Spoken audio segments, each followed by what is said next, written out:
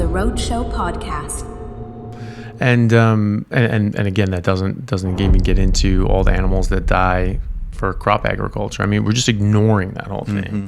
And the amount of birds is something like close to 700 million birds are injured due to pesticide spraying, just the pesticide in America, just America.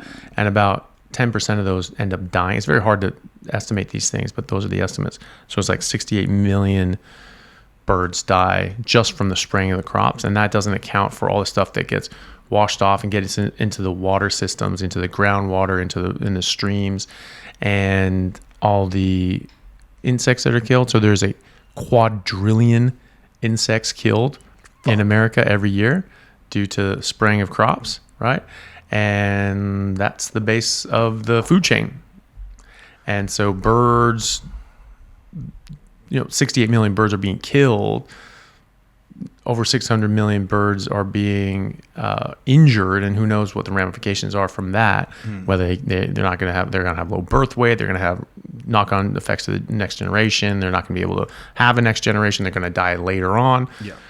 Who knows? But you have a quadrillion insects gone, and now 350 million humans. Yeah, they get injured as well. They do. Yeah. And the thing is that those insects aren't there for all the birds and the lizards and things like that to eat. And so that's less food available to make more animals. So now what's the knock-on effect of that? When you when you reduce the resources at the base of the food chain, then all the rungs up the food chain lessen, because they all rely on each step of that food chain. So all those birds that aren't going to be born aren't going to survive. The babies that aren't going to survive because the parents aren't going to be able to get enough food, they're going to die out. And then and then the animals that eat those animals, they're going to die out and they're going to starve out. And so it actually has massive ramifications and knock-on effects that people just aren't thinking about. And I think one of the most important things is that, depending on sort of the estimates, we lose about 27.5 billion tons of topsoil every year due to the agriculture, right? Yeah. We're tilling up all this land. Single crop agriculture, Yeah, we're just from tillage, right? You're tilling up the ground, you're tearing it up, and the wind blows it away, the rain washes it away. And we're obviously ripping out all the nutrients and minerals. The spinach in the 1950s in America was 3 times more nutrient dense than it is now, because the soil is just so depleted, because we're not letting it turn over to animals in nature, and these animals actually put those nutrients back in. We just keep doing crop after crop after crop, but we're losing 27.5 billion tons of topsoil every year, and that's an area the size of the state of Kentucky every single year. Damn. And so, that's a very limited resource. It takes about 500 years to grow a centimeter of topsoil. In America, when settlers first started out farming, it was estimated something like 20 feet deep was the topsoil. Wow. And then by the 1930s, it was depleted. There was the Dust Bowl. They had no topsoil anymore. And because it was just churning, they were losing so much of it. And they realized that the middle of America was turning into a Sahara Desert, which is man-made, by the way, due to crop agriculture in the early agricultural revolution. Damn, right? I didn't know that. Yeah. So Egypt used to be jungles. They took soil samples under the pyramids and the Sphinx in the 1990s, and they found that they were like, oh, well, what does this look like? Does this look like this is desert? Have they always been deserts? And they no, actually, this is more consistent with what we would see if this had been jungle habitat. These are jungle pyramids. But they had agriculture, and they had the Nile River that flooded every year and brought new silt and resources and nutrients in and replenished the soil, so they didn't need to keep turning it over. But what does that mean? That means that every single year, and that's why there was the breadbasket of the ancient world. They could just keep growing crops year after year, because it just kept flooding and replenishing the soil. And no other places didn't have that. And so they're trying to grow crops and things like that, and they're just turning it into deserts. Gilgamesh is the first written fable. It's considered like the oldest written story in the world. It sort of is where, like, Samaria, Babylon, that sort of area. And they talk Didn't about... they have some sort of ash soil that they would burn, like, they would burn charcoal and then incorporate that into the soil, and that would create like a rich nitrogen-filled soil. Oh, I don't know. Maybe there's something weird in the Amazon. They found this weird soil that's like has There's a really weird healthy name for it. Bacteria and things like that. Yeah. But they have never figured out how to remake it. Recreate it. But That's it's the same still thing. there, and you find this, you put this in other soil, it just becomes crazy fertile. Isn't that wild? Yeah. Well, that was wild too. How long before some dude shoves it up his ass? Yeah, probably already happened. Yeah. I'll And- see if I can get some for Crohn's. Yeah. And but there was like but yeah, so Gilgamesh, they were talking about there's like these just grass fields and deer and antelope and all these animals and cedar forests and all that sort of stuff. Yeah. And that's what's in modern day Iraq is where that is, right? And so like Samaria, Babylon, that's the Middle East there. And so that's the birthplace of crop agriculture, and at least one of the earliest ones, and just totally destroyed it, turned it into a desert. Then Egypt was doing that for a long time too. That started doing that. That spread from their cultural impression on people, and they just had these areas turn into deserts. And you look at the Bible stories of Exodus, where God's sending these plagues of dust storms and locust swarms and eating all the crops. Exactly the same sort of depiction was in early America during the Dust Bowl era. It was just these dust storms that would go for days. It was locust swarms that would just wipe out all your crops if you could even grow crops. And it was very similar, but they figured out in America that this was due to inappropriate farming techniques, or the farming techniques that they were using. And so just losing just all this topsoil. So they were able to sort of do things. That's why you see sort of scallop pattern to crops as opposed to just one long row for 6 miles that the wind can just blow in that direction and just blow everything away. Right. Or So the rain go that's down. why it's a bent Yeah, ordeal. that's why I have those sort of curved scallop patterns. That's I didn't one know of the things. I don't know all the different reasons, but that was one that I come across. Interesting. And so there's so they sort of stopped that from turning into a complete disaster, but it was bad. And so we lost all this topsoil. We're still losing 27.5 billion tons a year, and so that's what people are estimating now, is that we have about 50 growth cycles left on Earth. Yeah, I heard something like that, Yeah. which is kind of scary. It kind of makes me think of Interstellar. Have you ever seen that movie? I think I've only seen part of it. With McConaughey. Mm-hmm.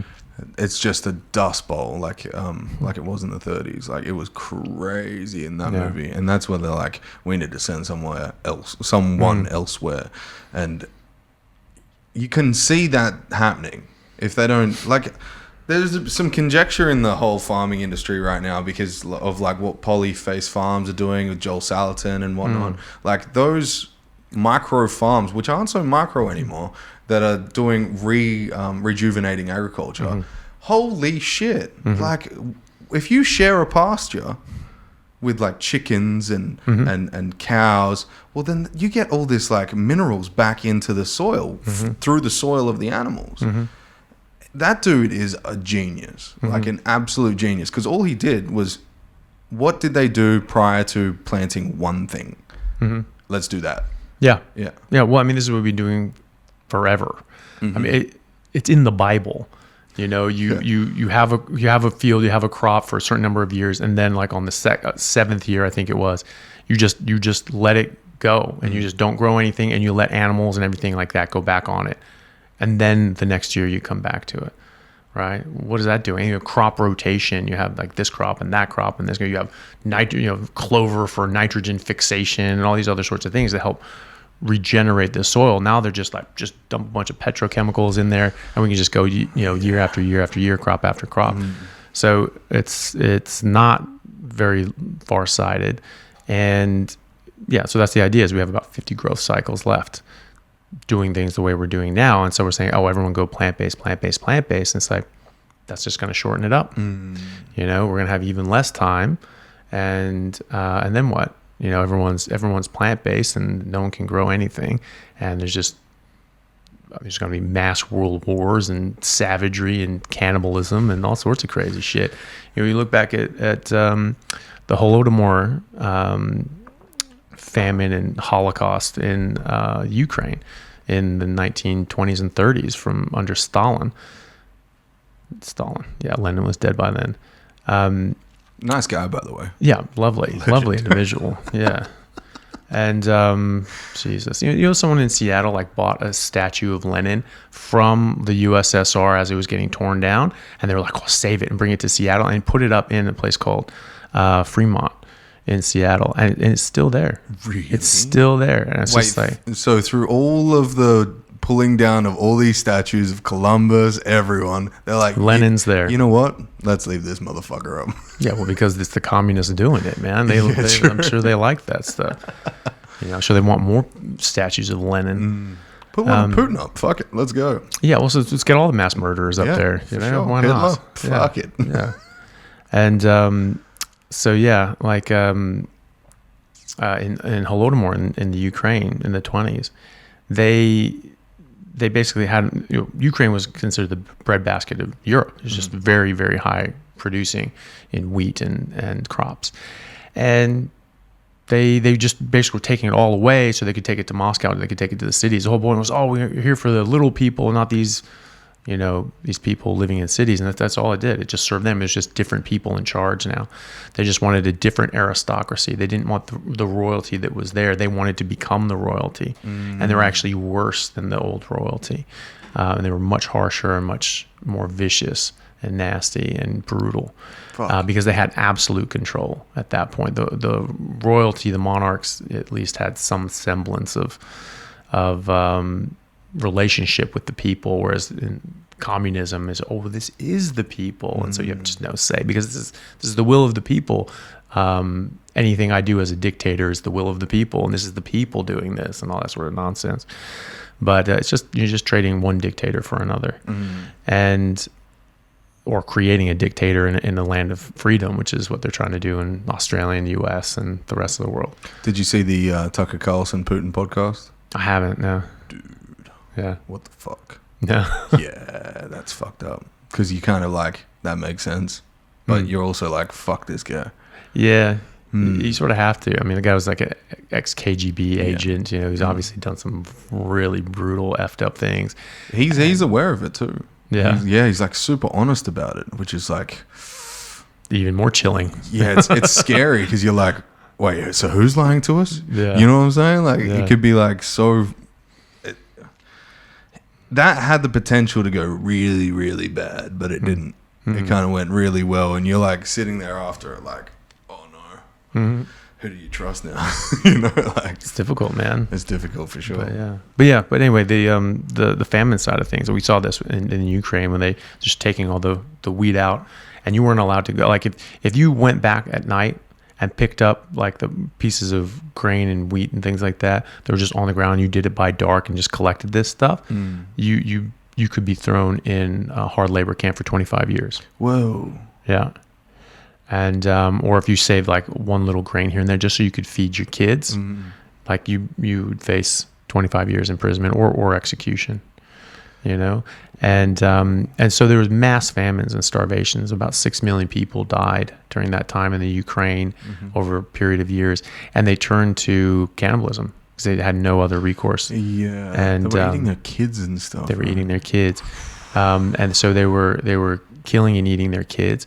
I saw. If you want nightmares for the rest of your life, you know, you can Google this stuff, and I found pictures. There's a lot of pictures, and there were signs, like poster signs that Moscow put out in all these towns. It was so commonplace that people were killing and eating their children that they put up signs and posters around these different towns and cities in the Ukraine that said it is barbaric to eat your children.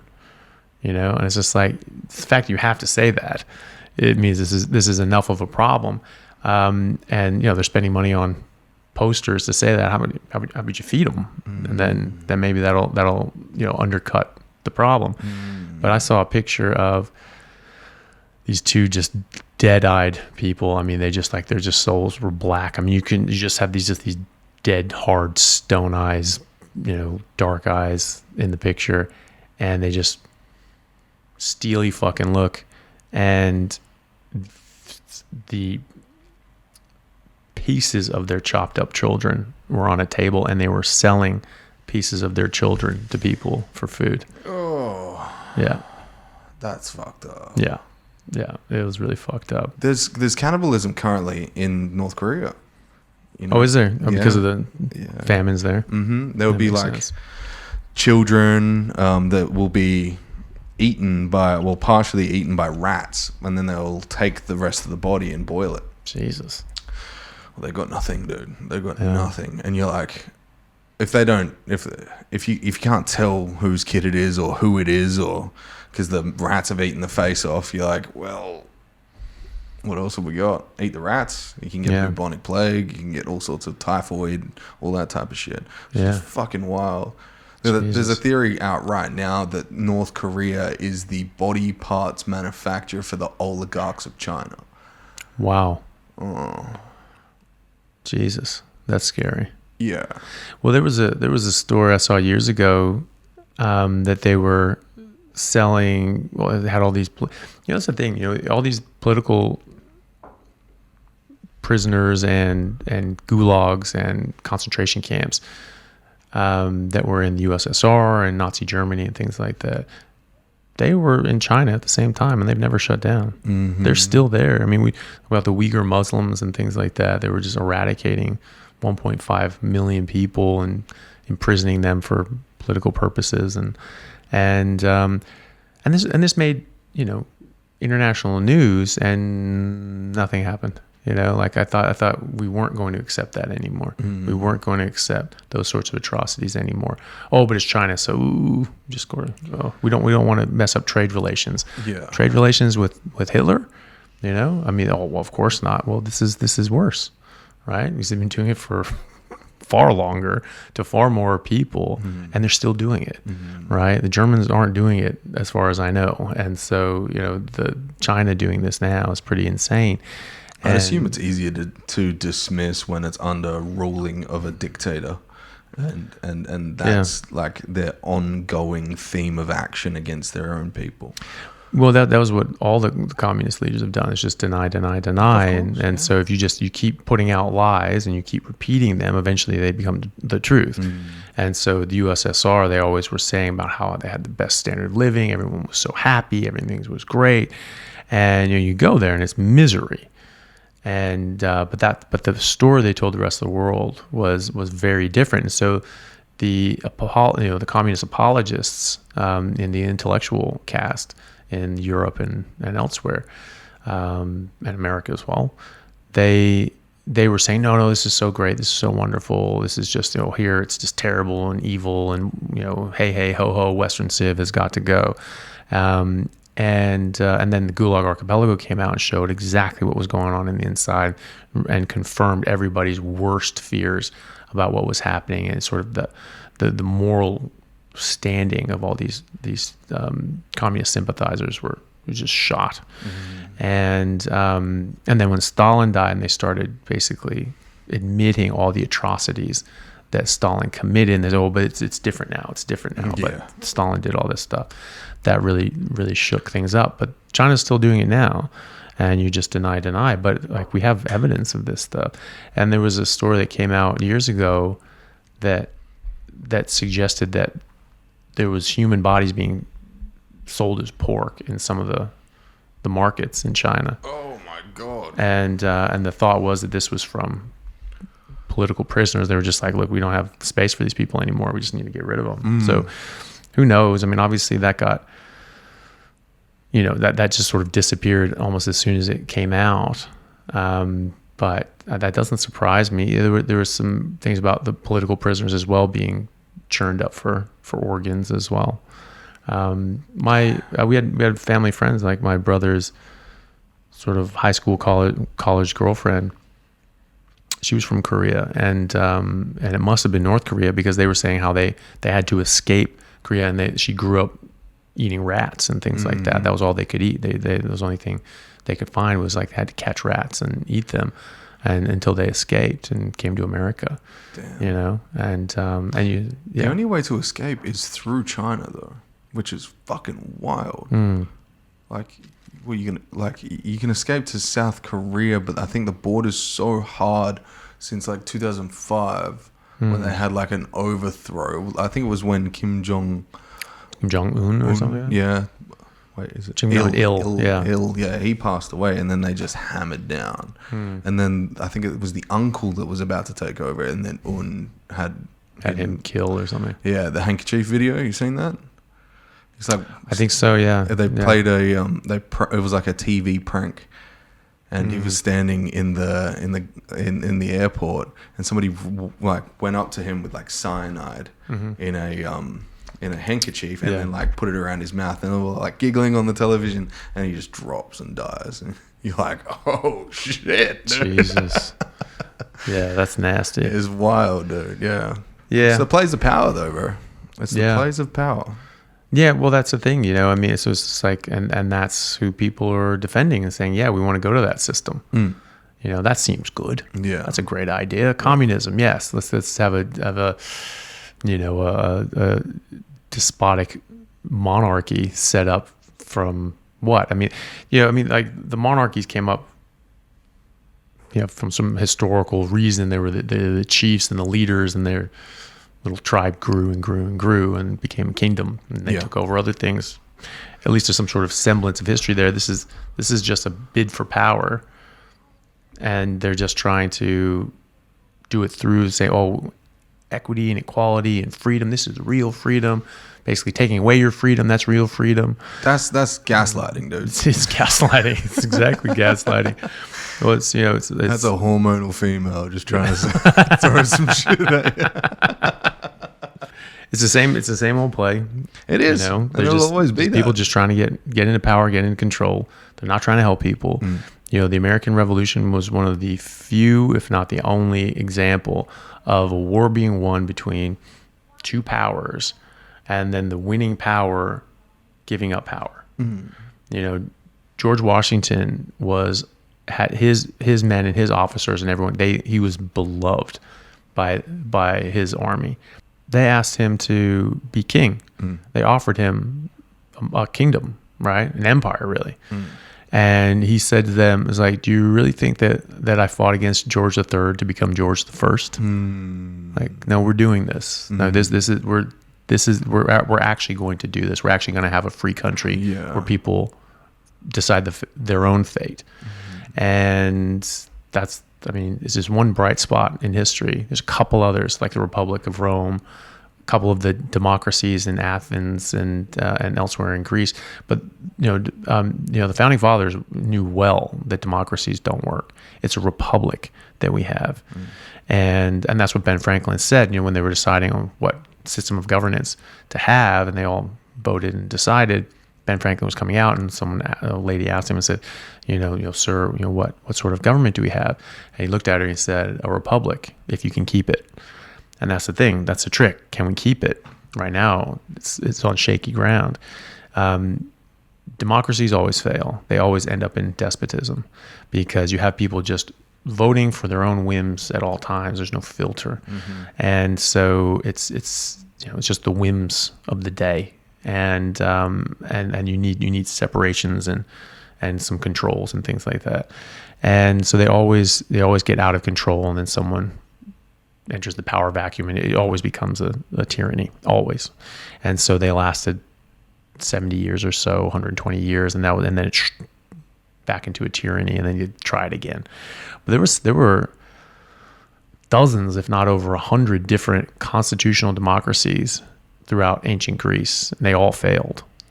Really? And then Rome came around, and it was a republic. It was specifically a republic. And people had a say, but they had sort of elected these people in and had that sort of that little bit of separation out.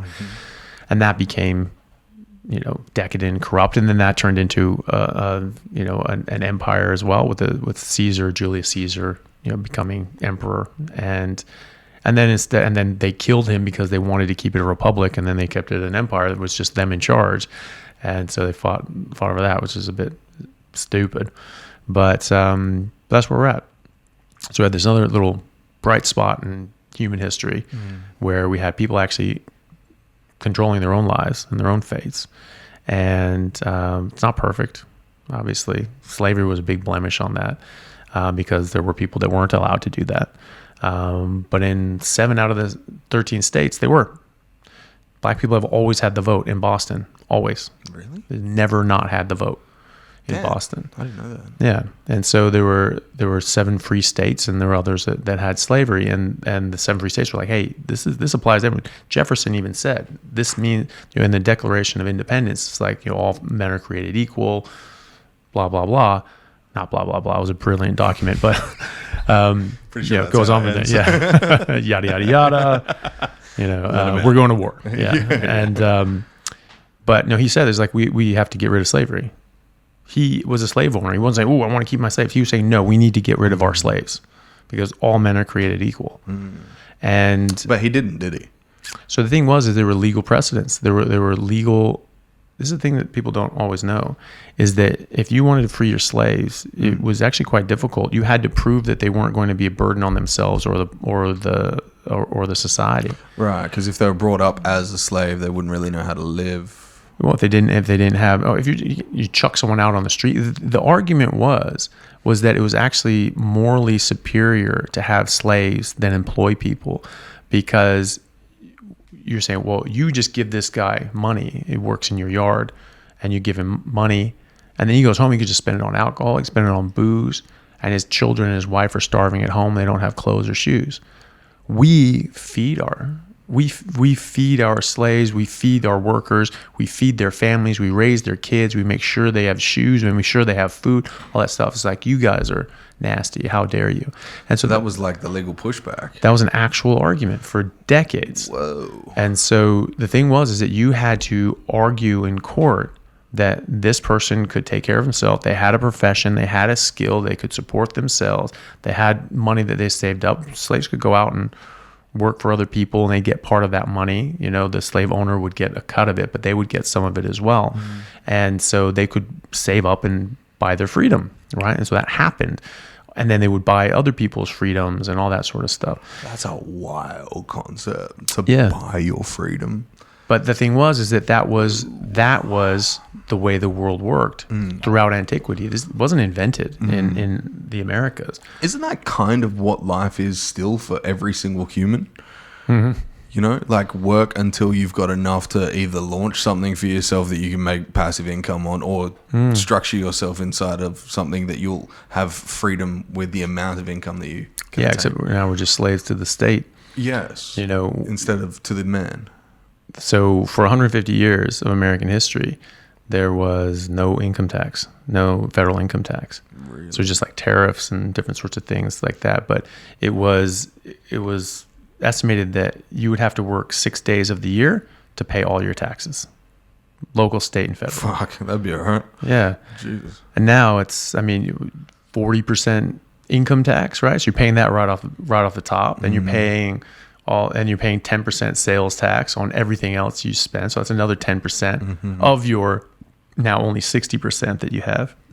And then all the property taxes and all these other taxes. At the end of the day, an average person, or the average person who pays taxes could very well spend 6 months of their life working as a slave for the government with no recourse.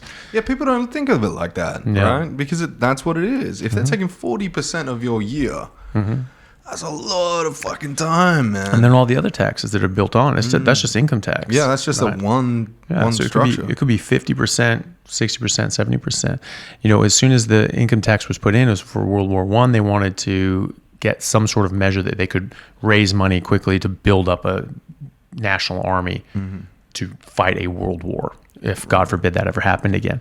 So that was the argument, and it was a horrible war. Tens of millions of people died in horrific ways. It was the first instance of mechanized warfare on a massive scale. So you had tanks and flamethrowers, people going through with mustard gas. There was no Geneva Convention back then.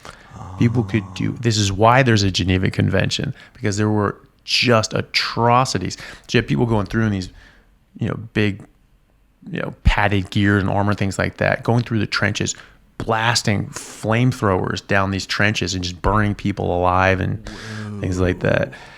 In tanks with flamethrowers on it, just shooting people, just riddling people up. It was just barbaric. and almost as bad as a combine over some over a deer. Yeah, exactly. Yeah, just almost, not quite, but almost. Yeah, and so it was absolutely wretched. And so they said, okay, well, we need some sort of way to raise money and raise funds. And so they came up with the income tax, and it had to be a constitutional amendment. It's the 16th Amendment, I believe. So that was illegal. That was unconstitutional before that. And so that's a UN law, the Geneva Convention? Is that right? Is it the UN? I don't know if the UN even existed back then. I think the UN came in after World War II. World War II. Yeah. Okay. So it was just people just agreed on it, and they're signatories to the Geneva Convention. So different countries saying, yeah, we agree to these. One of them were simple, like, they had bayonets, right, that had like a knife on it. But for a while there, they had ones that were like sort of a triangular shape, just sort of like a prism sort of shape. Well, like an arrowhead. Yeah, kind of. But it was just sort of a triangle, stabby thing, Whoa. right? And so, but the whole reason for that was it doesn't kill people more. It's just if they survive and heal, it leaves a really, really bad scar that will like plague them and make them crippled basically for the rest of their life. Yeah, if they get stabbed in the abdomen, that's a sheath muscle just chopped in half. Yeah, and it's just or anywhere, it's going to hurt more, it's going to plague you more, it's going to give you more disability throughout your life. And so they're like, oh, hold on a second, you can't do that. You're going to kill someone, fine, but you don't mutilate them so that they suffer if they survive. Yeah. So things like that. And so things like that. But yeah, so the income tax was supposed to be like 2-3% only during war times, and that was it. And so they were actually going to put, and this is why the founding fathers, they wrote the Constitution and the Declaration and the all the different founding documents. They were very clear English and precise about the limitations that government had over people. Whoa. And some idiot decided that this wasn't necessary for this. They said that, okay, well, we want it to be, okay, well, we should put a cap on it and just say no more than 10% ever. Mm-hmm. And people were like, whoa, why are you giving people ideas? This is only supposed to be 1 or 2%, 2 or 3%, and only during war times. Like, what are you doing? If you say that, they're going to go right up to that. No, what you say is this is only 1 to 2%, capped at this percent, and only during times of national emergency. You have to say that. If it's open-ended, then it goes crazy. And what happened, they left it open-ended. And then a few years later, there's graduated income tax brackets. The top tax bracket was in the 90s. It was like 92% for the top tax bracket. It's like, what the fuck? Guys, and this was after the war. We weren't even during wartime. Oh, we're rebuilding from the war or whatever. And it's just like, it was just, you just let their foot in the door and they just kicked it down. I wonder if that's like the symptom of that would be to constantly put people in a perpetual fear-based state. Because there's that too. You could always say, well, we need more tax for the government so we can implore more stability or security for this nation or this part of whatever the fuck's going on. Mm-hmm. That would make sense, right? That's why we have a 40% tax. Mm-hmm. If everyone's scared, well, we could use that money, right? Why not make it 58? Fuck it, let's go. Yeah, well, it'll happen. And it does keep happening. And, and you get people scared. Like, well... You were right, by the way. 1949. 1949? Yeah. Geneva Convention. Yeah. Oh, it was adopted in 1864, but in 1949, that was when it was recognized. Okay. Yeah. All right. Yeah. So they were like, listen, please. And then after the war, they were like, actually, yeah. Some crazy stuff. Mm-hmm. Yeah. I mean, all you have to do is you can obviously read about it. That's probably the best way to do it. But when people who don't read, you can play like some of these World War I games. They have like first-person shooters and things like that. They glorify it with that shit. But they're wild. Like some of the things that the weapons that they use and the tanks, and you just like, oh yeah, you get this, and you're one of those little, flamethrower guys, and you're running through just torching people. But then they add the zombie component, so you don't really think about it. Well, there's that too. Yeah, that's fun as fuck, by the way, dude. Yeah, yeah. But yeah, it was absolutely wild though, and so they use that, they just go, oh, can't let that happen again. And so, scare you into doing something and breaking the Constitution again. And then, they get you a little more power. And that one was a huge chunk of power. And, FDR did the same thing with the Great Depression. And I don't think he was trying to do it on purpose. I think he was actually trying to help. Mm-hmm. But the things that he did laid down a path for us to lose more and more and more of our freedoms. Yeah. And it opened the door to lobbyists, right? I think most people can agree, besides the lobbyists, that lobbyists suck. And that you're trying to take the money out of politics. Well, before that, there was no money in politics because politicians didn't have any money. The federal budget was nothing. Before the income tax, it was really nothing. And that was the whole point. They're like, hey, we need to figure out a way to raise money to raise a national army. And they did. I mean, we did send a lot of people to war, millions of people to war in World War I, right? And we were sending off material and making tanks and planes and all that sort of stuff. So it did happen, but they said, okay, well, we need to do this a bit more in a bit more organized way, and but then just out of control right away. And then FDR was just like, well, we've got to sort of help, we've got to do this, we've got to do that, and one of the things they did was the federal government was not allowed to spend any money on special interests. So what's there to lobby? Right? I mean, they cannot give you money for your pet project or your company, right? Cannot. It's against the Constitution. And then FDR threatened to pack the courts and say, oh, well, I'll just put in 20 Supreme Court justices and your votes are going to be meaningless if you don't go along with me. He was a Democrat. The Democratic Congress and Senate was like, bullshit, you are. We won't hear them. We won't see them. We won't ratify. You can recommend anyone you want. We won't see them. Right. So that's where that separation of powers comes in. If one guy gets too big for his britches, the other two say absolutely not. And that's what was happening. So it was working, but unfortunately, one of the judges flipped and just said, okay, well, just start going along with it then. And so there was a lot of 5-4 decisions in favor of the FDR policies after that. And so they opened it up and they made some bullshit sort of excuse that federal money is very specific in the Constitution. It said they cannot spend money for individual sort of programs. It has to be for the public good. So like raising a national army, border security, that sort of thing, right? Maybe you could argue system of highways and things like that to interconnect things so that troop movements can go across the country freely and easily. But that was not, you could not do it for special interests. And then they said, well, if we help you, you're a nice guy and you're going to spend that money and you're going to make your business and you're going to do these sorts of things. And that's going to help people out. And that's just going to have this ripple effect out. And that's going to help everybody. So whoever we help, that's going to help everybody. So that is the general good. So whoever we help, it helps everybody. So, I mean, it's just total bullshit. And that needs to be completely repealed ASAP. But that was it. And so then it just opened up the floodgates. So now everyone could do it. That's the smokescreen of pharmaceutical companies after World War II, right?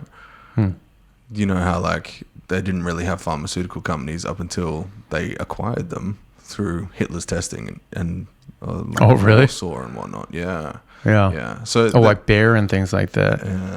Yeah, I think Bayer was Bayer is one of the biggest. Yeah, I think they were a German company during that time. All of them are. They were all started in Germany, or they either had German counterparts from testing facilities that were in Germany.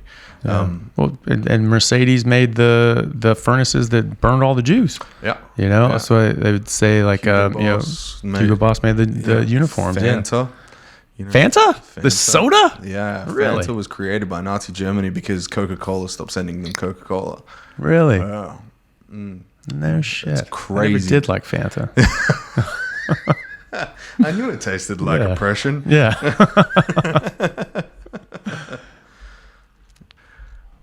Yeah, Fanta was created by Nazi Germany. This is a wild one because I was like, not Fanta. Not my Fanta. Yeah. wartime products. During the Second World War, the United States established a trade embargo against Nazi Germany, making the export of Coca-Cola syrup difficult. The circumvent this, Max Keith, the head of Coca-Cola, whatever the fuck. Yeah, so it was made. So the head of Coca-Cola, Deutschland, made it. So bloody Coca-Cola is a bunch of traitor pricks who made a bunch of like Coca-Cola products for the Nazis.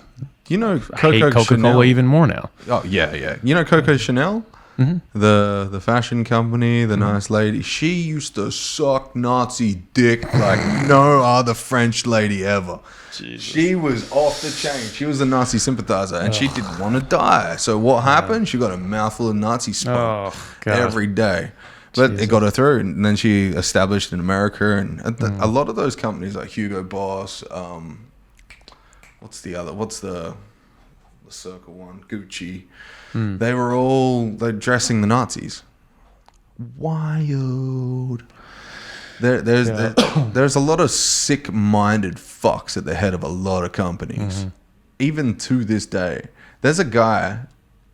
What's that hot bitch from? She's I'm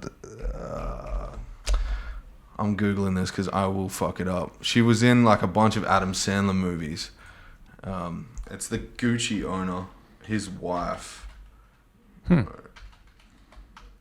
She buys art, right? That's her there. What's her fucking name? Is that Salma Hayek? Salma Hayek, yeah, that's it. So, she buys art, right? And there's this art piece called Fuckface, right? And it's of a little statue of a little boy, and a little boy with a penis for a nose and an asshole for a mouth, and it's in her fucking living room. Why would you make that? And then why would you buy that? I don't know.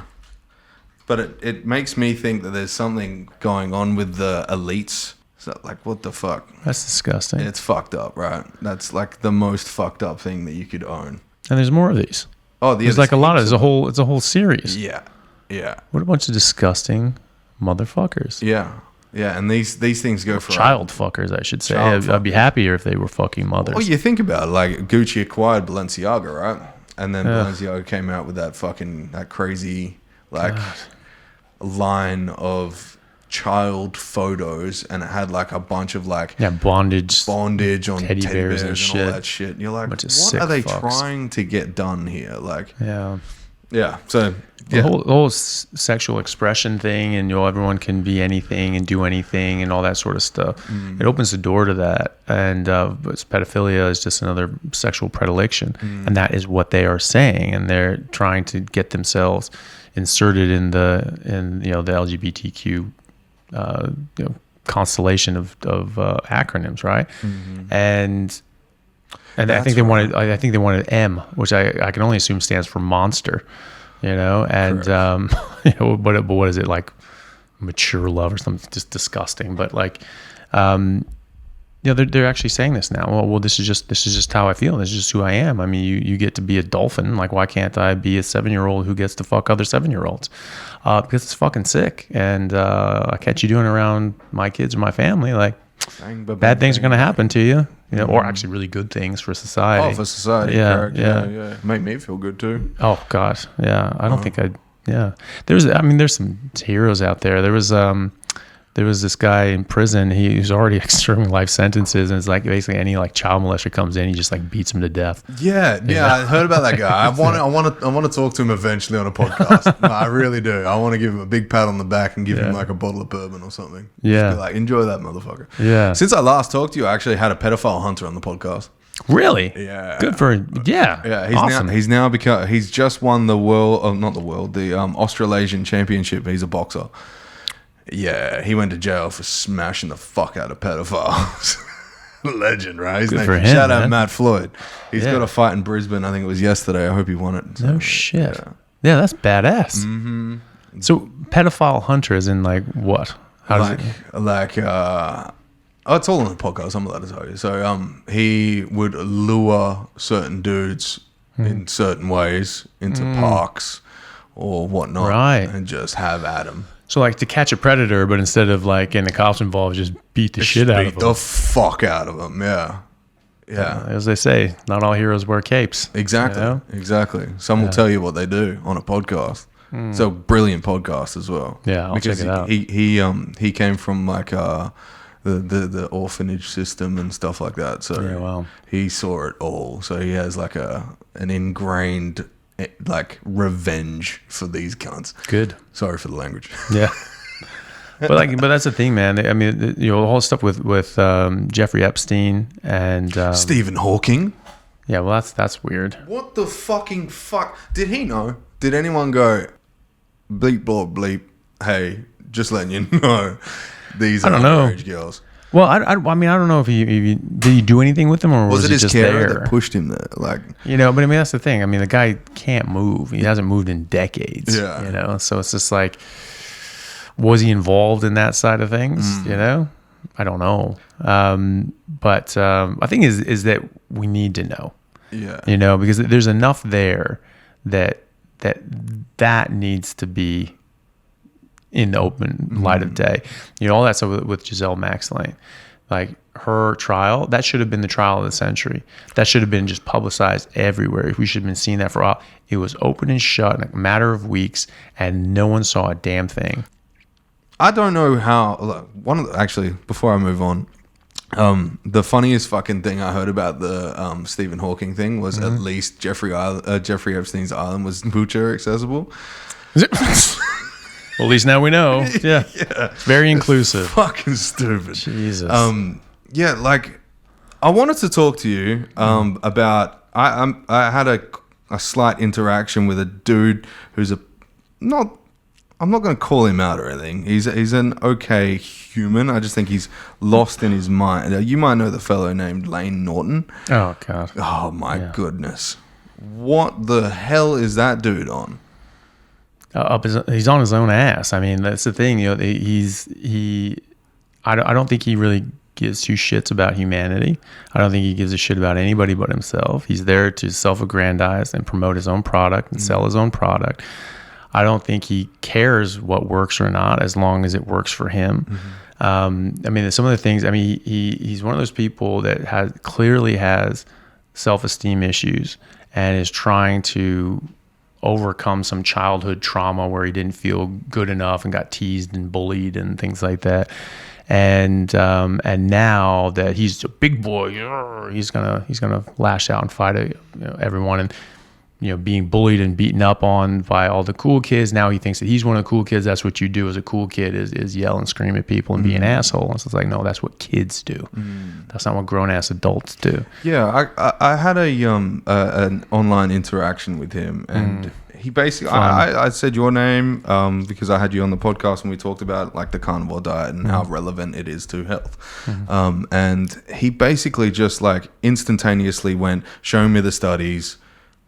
Like he just, there is something called anecdotal evidence. Well, there's something called fucking biology, And it's just like, we've been eating meat for millions of fucking years. Like this is not hard. There wasn't a single heart attack recorded in the literature in the entire 19th century. Not one. There was one recorded, the first one in America in 1912. No one believed him, and it wasn't for 10 years before they started seeing more of these things. They said, oh, look, it looks like there's a new disease on the horizon. 10 years later, it's the number one killer. Where was it before that? Oh, they just didn't notice it. Bullshit. Every doctor was doing thousands of autopsies and dissections throughout their career. Everyone. And in fact, they did find one. There's an obscure reference to a conference in the late 1700s where they said, it looks like there's some sort of thrombus in this coronary vessel. Isn't that weird? So they could see it if it was there. They weren't there. So in the entire century of the 1800s, not a single damn heart attack or death from heart attack in America or wherever. And we're eating more meat than we were in the early 1900s when this became the number one killer in America. Same percentage of people had familial hypercholesterolemia in the 1800s that they do now. That's population genetics, something that Layne probably hasn't had and hasn't taken, so he won't understand this. So he'll see this clip and he'll get it wrong. But that's what population genetics shows, that the percentage of the alleles in the population stays the same unless there's a mass influx of new genes, mass genocide or something like that. But if it's just normal people doing normal things, the same number of alleles are going to be in that population. And so the exact same number of alleles were in the population worldwide, right? And so why weren't they having heart attacks? I mean, if this is just LDL equals heart disease, well, what's going on there? So that's the data. He said, oh, show me the study, show me the human drug. You're talking about epidemiology. You're talking about the nurses study that says like, oh, you mean like, oh, the nurses study is so great. Really? The thing where they send a bunch of nurses a questionnaire once a year and say, what did you eat in the last year? That's the nurses study. That's what they do. They gave them a questionnaire every year and said, recall every meal you had for the last year. Good luck. Mm-hmm. That's absolute nonsense. That's complete bullshit, and it's just used to push propaganda. But this is the guy who tried to make a story post about me, and he said, oh, I'm calling Anthony Chaffee out. I saw that. And he said that he thinks that we're apex predators. This is a fucking definition. Humans are apex predators. Look it up. You know, it's in the damn dictionary, like the Cambridge University dictionary says. Definition of apex predator: animals that hunt other animals and eat other animals and are rarely eaten by other predators. Right? They're apex. They're top. Now predators get taken down by other predators. A jaguar is an apex predator, but tigers get them sometimes. Lions get them sometimes. And same with humans. We kill polar bears. Polar bears kill us too. Correct. Right? And so, that's the thing. You can get taken out. Apex predators can take each other out, but they're not the regular prey. Seals are predators and carnivores, but they are regular prey for polar bears and whales and things like that. So they're not apex, right? Because they are the regular food source of another predator. We are not, right? So that's the definition. And it says in the Cambridge definition, which I reposted, that, that's the definition of apex predator. And one of the examples was humans are apex predators, but sometimes get eaten in the wild by other predators. It's just like, it's just in plain English there. So the man just doesn't own a dictionary, doesn't care to use one. He's one of those guys who's just so arrogant that he just thinks he knows absolutely everything. And if it's something that he doesn't know or doesn't understand, which is a lot because he's not that bright, and I'll say it, I'm happy to say it to his face.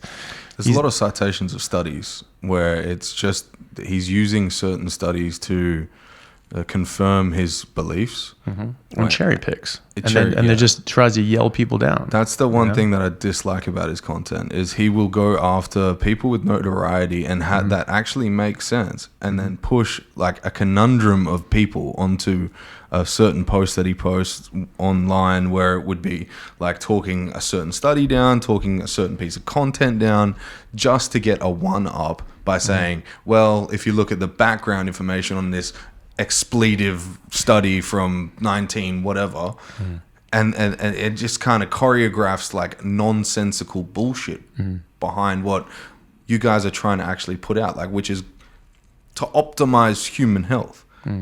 That's all it is, right? Yeah. Well, but also he goes for gimmicks, and the thing is that he's not wrong about everything. Like, he does know a lot of things. The problem is he just doesn't know how little he knows about other things. And then some things he's just dead ass wrong. And it's not the things that you don't know that get you. It's the things that you know for certain that just aren't so. And he's definitely a victim of that. And so he's saying that just like that he knows we're not apex predators. It's like, buddy, So he made that like, so if you're an apex predator, then you go out and you fight a bear, a lion, a mountain lion, one of these other things. I'll even give you a spear. You say you're an apex predator. Okay, go fight one of those things one-on-one. See what happens. Okay, idiot. You know that there are people alive right now who do that? There's a whole YouTube channel of a guy who specifically spear hunts grizzly bears, tracks them down, and lances them with a spear. Whoa. Right? And it's a big channel. And the Maasai do this all the time. The Maasai are out in the middle. It was part of their coming of age, saying that you're a real man if you go out and you beat a lion to death with a stick. You know, I mean, these guys are fighting off lions from attacking their herd, from attacking them and their families. They're fighting them with sticks, and they win. If we're not an apex predator, explain like why we eat other animals. Explain spaceships, bro. Well, there's that too. You know, if you're like a predation type animal, you aren't building a car. You're dead. You know, like there's a certain amount of like equilibrium that you need to foresee in the future. If you you get calm when you know you can kill fucking everything. There's that too. Well, you know, the thing is too is that what he's mistaking here, quite simplistically, is that to be an apex predator, you have to have big teeth and claws. Gorilla has big teeth. It's very powerful. It doesn't go around hunting things and killing things to eat. Rarely bites with its teeth, right? Yeah, well, it's just, but they have big old fangs, right? And so, you know, an elephant. I mean, the big five in Africa, the top 5 animals that kill humans. 4 of those 5 are herbivores.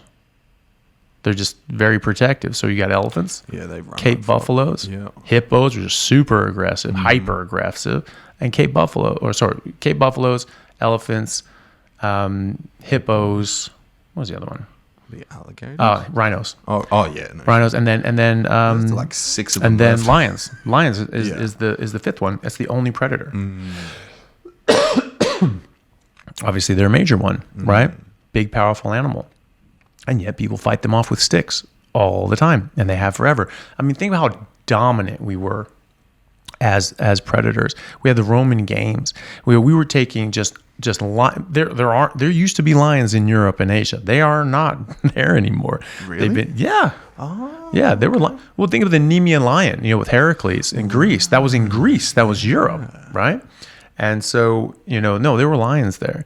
And there were wolves and lions all over the place. They just got hunted to extinction because of, you know, civilization and herding and all that sort of stuff. You know, they didn't want these competition with predators going after their herds, you know. And then they were, you know, getting them all, putting them in the Roman games, and gladiators would fight them in these rings. But someone had to capture them first. They didn't have tranks, you know. They were catching them with nets and spears and beating the crap out of them and putting them in a cage. I mean, that takes some balls, man. There's some big ass lion, and you're capturing this thing and it's trying to kill you through these nets, and you're just tying it up as much as you can, and then you got to get it into. You have to pick it up without it tearing you apart. Get it into the cage. And then someone's got to untie that bitch, right? You know, so it's like fuck all that. Yeah. So, you know, and they did this all the time. Yeah. I mean, they did it to the point that they just don't exist in Europe anymore. You know, somebody that can catch a lion's a different kind of human, man. Yeah, you know? with a net, you know, with a hand thrown net, like no modern gear or anything like that. That's amazing. Yeah, solar flare happens. All the power goes out. You got to fend for yourself. How long before you can catch a lion? Yeah, you know what I'm saying? Yeah, exactly. But we come from that. That's the argument that you're trying to get at, right? We're the people that dominated lions to get to where we are. And the thing is, it doesn't matter how you eat other animals and you prey on other animals. It's that you do, and we have been for millions of years. That is undeniable. That's a fact, you know. And we have been hunting animals and as apex predators for millions of years. We were taking down mammoths, right? For millions of years. They have the buffalo drops. That's you know? Right, yeah. Have you heard about the Alaskan wasteland that has? It's called the Boneyards of Alaska. It's a page on Instagram. They found this 1 acre, I think, no, could it be 20 acres actually, 20 acre block in Alaska, and they found over 67,000 mammoth tusks there. Yeah, wow. Yeah. It's called the Boneyards of Alaska. A guy named John, I think it's Gregory. Don't quote me on that. But a guy named John, I know his name's John. I've heard that before. He owns it, and he's a gold miner, and he has like fucking crazy wealth, right? Yeah. But he's like, he has all these priceless tusks and saber-toothed tiger, full skeletons and shit. Yeah. Wild shit, bro. Yeah, that's cool as hell. And you think like, if humans were around through all of like, it's a different type of sapien though, right? Because we have Homo sapiens that we are, right? You have Denisovans, Have you heard of them before? Well, the first apex predators, first sort of true human was Homo habilis, and that was like 2.5 million years ago, 2 million years ago. Yeah. And they first became successful in hunting as primary hunters, not just scavengers and taking what we could get and things like that, but actually going after and marking a kill and taking it down and getting the whole thing. That's when they sort of started doing that, probably with the advent of the ice ages, because sink or swim, so the population, as they were eating more plants, and actually there was a branch of early humans that started becoming more plant-based and eating more plants, they died out. The ones who survived were the ones that were eating meat, and the ones who were able to survive only eating meat or as apex predators. Why can't that happen again? Yeah. Well, they'll breed themselves out. The fertility rate is bottoming out. The hormone rate is bottoming out. Like in the 2000s, there was a study that showed that men in their 20s had an average of half the testosterone levels of men in their 60s in the 1970s. Whoa. Right. So, why is that? When we're eating a whole bunch of things that don't belong in our body. Is that on average? Yeah, average. Yeah. I have people in my clinic. I had a young man who's sort of 19, 20, and his testosterone was below the chart. Mm-hmm. He's 19. He should have testosterone screaming out of his ears. So this is the reference range that would include 80-year-old men, right? And this is low for that. So what was the catalyst for his low testosterone? Did you just eating shit? Yeah. We just put him on a meat-based carnivore diet. He wasn't even fully strict on it. He had some cheats here and there. His mom sort of told me, I was like, he's not really following it all that. Yeah. Well, he was, but he would still have cheats. He wasn't being like just meat and water. Yeah. And even then, his testosterone went from 180 to 360 in 2 months. 2 months. Just cutting out most of the crap and eating more meat and not being afraid of the fat. Right. Doubled his testosterone and improved all of his other biomarkers as well. And he's feeling better and he's doing better. And he saw that and he went, yep, this makes sense. And that was obviously reaffirmed what he was doing and gave him more motivation to be more strict with it. And it's just gone up since then. Yeah. So now imagine 20, 21-year-olds, man. They'd be hard as a rock. They should be, at least, Well, I just remember how I felt. I was like, I don't know what my testosterone level was when I was 22. Yeah. But it was high. Yeah. Like I was not a happy young man. I bet. I was punching walls and shit. Yeah, it wasn't. It was all on the rugby field. Oh yeah. So I was hyper Did you play aggressive. gridiron or rugby? Rugby union. Rugby union. Yeah. So I played 1 year of gridiron American football. Yeah. But the reason I played rugby was my parents didn't want me to play football, and that was a school sport, and so you needed a permission slip signed by your parents to play a school sport for legal reasons. Rugby wasn't a school sport, so it was just I could play it because I didn't need their permission, And so that's why I played it. And that's why I did MMA, because like it wasn't part of school, The only sort of sport I was allowed to do was like basketball, which I never really took to. Soccer was MMA? Yeah, since I was a kid. Right, okay. That's something that doesn't get talked about a lot. No, Yeah, right. I didn't like compete though, but I was at because I was still underage when I was 18. I was All-American in rugby, and then sort of didn't have time to do both. And I spoke to my trainer, who's actually one of the top trainers in the world. He was the top fighter in the world too, Matt Hume. Oh, okay. And and so I was just like, hey, I really want to play rugby. Like, can I just have one day off? Because you had to do fighters training. So I was going every single hour of every single day that place was open, because I absolutely just loved it. It was at AMC Kickboxing in Kirkland, Washington, which is right outside of Seattle. So it was a kickboxing, I guess, jiu-jitsu mix? So pancration. Oh. So it was in the original Olympic Games. Right, yeah. Greek Olympic Games. So instead of wrestling for a pin, you wrestle for a submission. So it's the same idea. It's just slightly different techniques. Do you have to wear the singlets? It's just singlets. Yeah. Grab someone by the crotch. No, you just wear shorts, really. Yeah. And just shorts and a t-shirt sort of thing. And then when you're in a fight, it's just the MMA sort of stuff you see, And so are you a fan of MMA? Do you watch like the UFC and stuff? I do. I am a big fan. I don't keep up with it though. I think for a while I was getting pretty frustrated watching it because I've watched a lot of the heavyweights and I'm just like, fucking kick this guy's ass. And everyone says that. But the thing is that I my training partner, when I was like 17 and he was in his sort of early mid 20s, just before he went professional, was Josh Barnett, who's the youngest ever UFC champion in the UFC and heavyweight champion. And, lovely dude, smart as fuck. Yeah, super nice guy. Well, I haven't seen him in years, but I remember at the time he's a really good guy. And now he's in the MMA Hall of Fame, and so, great fighter. And so, I knew where it was because I fought and trained with those guys for years, every day, every hour of every day I was there. And so, you'd sort of see that. And Josh, did so well as a heavyweight, and then he sort of got drummed out of the UFC, from what I understand, quite unfairly. They said that he did steroids. I'm looking at the guy, I never got the impression that he did steroids when I trained with him or otherwise. But what happened was when he beat Randy Couture, it was in the contract that if you're a UFC champion at the time, you are owed a minimum $75,000 for a title defense. That's in the contract.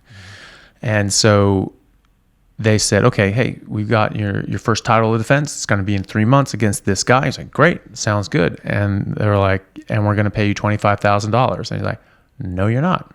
Contract says 75. It's like, yeah, we understand that, but you're going to sign this second contract saying that you'll accept 25. And he's like, no, I'm not going to accept that.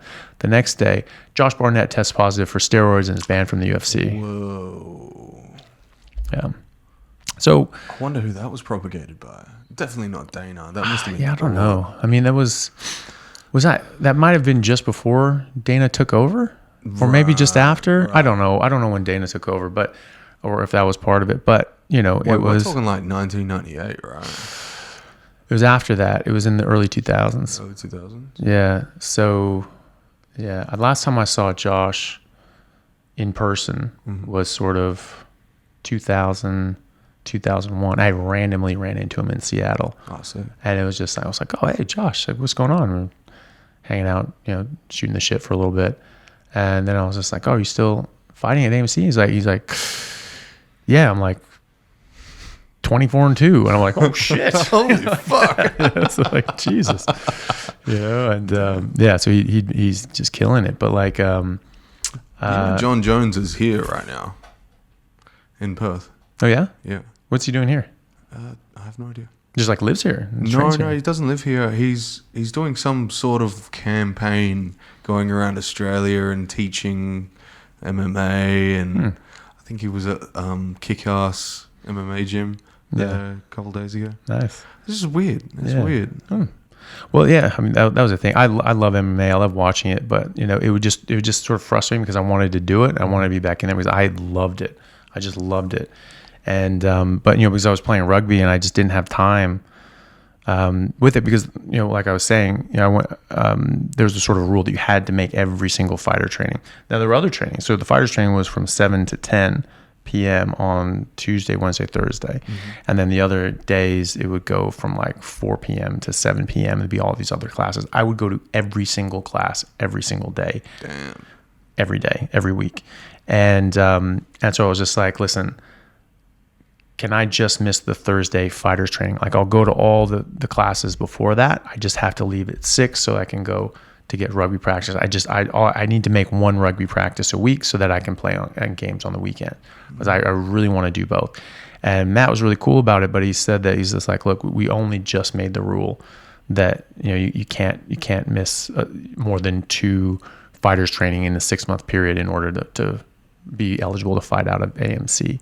And it's like we just made the rule. We can't just break it right away and make an exception. And I was like, that's understandable. And so I ended up not being able to fight out of AMC. And so me not thinking about it straight, ended up not training there anymore, off and on here and there, but I ended up just sort of going full time into rugby. But looking back, I obviously could have kept training. I could have done, some fighters training and some of the other training. I just kept going with it because I enjoyed it. But the reason I was doing it is I really wanted to compete. and I really wanted to go and start fighting and fight professionally as well. I just absolutely loved it, and so that was really disappointing for me. I was just like, shit, I'm not going to be able to fight, you know. And so I just it didn't even register that I could at least keep training. But it was so well trained because it's so drilled into you, and you have best trainer in the world, best trainers in the world at AMC, that, you know, and you're fighting with, you know, training with and sparring and rolling with some of the best fighters in the world, and they're all in the Hall of Fame now, you know.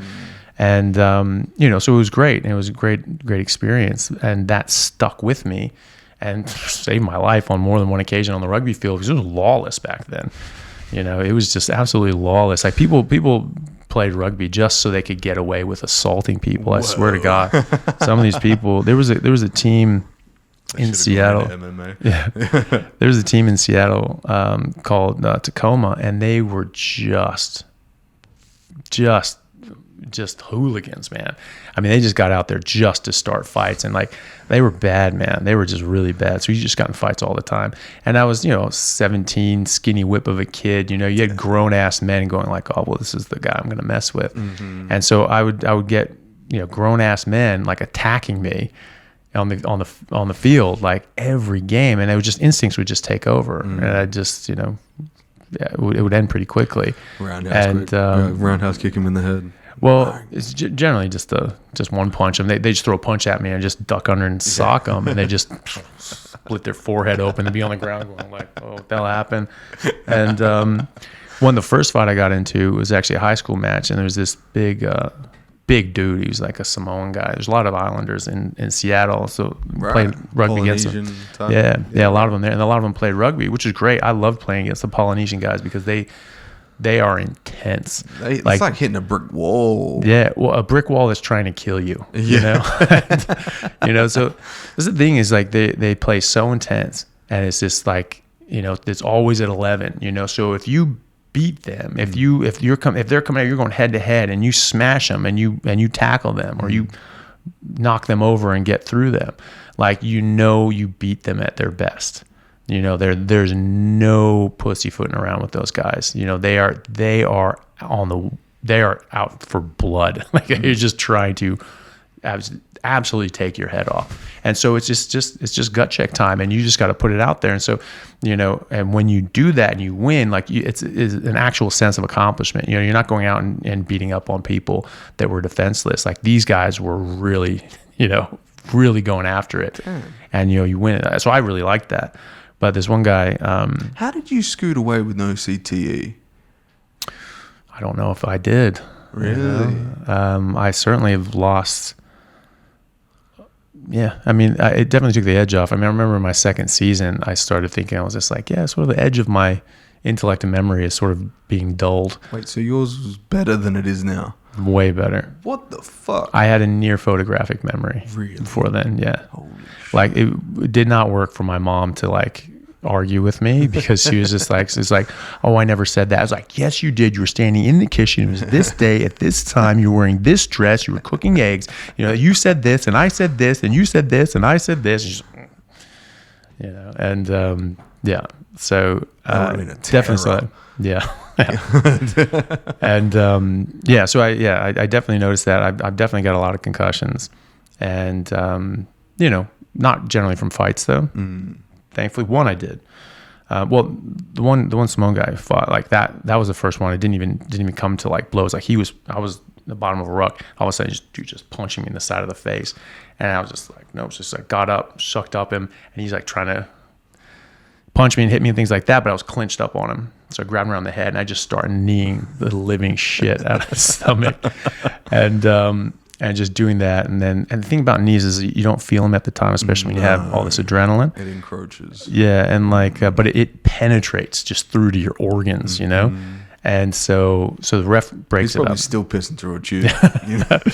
Well, the ref broke it up, and he split us up. He's like, all right, you know, guys, go in the sin bin or whatever. And he's there, and he's, you know, and when the ref breaks us up, he was taller than me. He was a big dude, and I was calm. I was just like, well, we can go, you know. And he's just all pissed off. And then we go off to our other sidelines, and I'm hyped up. I'm like, great. This is my second game ever, by the way. Oh, whoa. And I'm just like, all right, great. This is going great. Can't wait to get back in.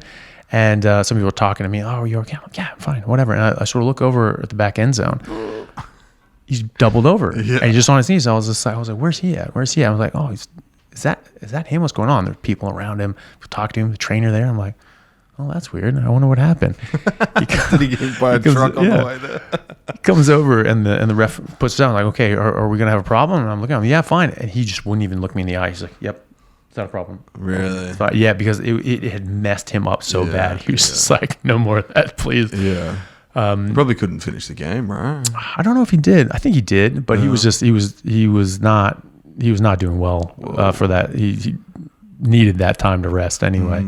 Because you probably winded him as well. Exactly. Well, you're getting around the diaphragm, right? Yeah, around the edges of the rib cage, and so you can actually paralyze the diaphragm and cause it to spasm, and you just can't breathe. And and then the one fight that I did get a concussion on. Well, it wasn't even a fight. Dude cold cocked me. It was again playing against that team Tacoma, and there's this guy who's probably the largest human being I've ever seen in my life, next to Jonah Lomu. Oh, whoa. Yeah, and I'd put those guys at the two biggest men I've ever seen in my entire life in person. Massive shadows. So big, and so this dude was huge, but he was just a menace. I mean, he was just, and he looked. He had one of those like Islanders physiques that like he probably had never been in the gym in his life, but he looked like he'd been on steroids since he was 3. Whoa. You know, just like that bodybuilder just ripped my. They have something called the Burley gene. Pull down a palm tree, grab a coconut, let it go. Well, yeah, dude was powerful, absolutely powerful, and just shredded. I've got Samoan in one half of my family, and like you look at some of my cousins, you're like, what the fuck? And I used to blast steroids when I was younger, right? Yeah. I tried to get jacked like them, but I wasn't getting anywhere near it, and they were natural. Well, the thing is, it's something called a Burley gene, which makes it so they just get absolutely shredded. And if you look up like Burley gene in cows and things like that, they've just got muscles on muscles. Yeah, they call it the Arnold gene, right? I don't know. Do they? Yeah. It's like the Arnold of cows, like just lean, giant cows. Yeah. And so Pacific Islanders have a higher prevalence of the Burley gene than other people. And so they're just absolutely jacked. And but yeah, so this guy definitely had that. And he was hyper aggressive. And he was... That's not a good combination. No. And you got George Washington.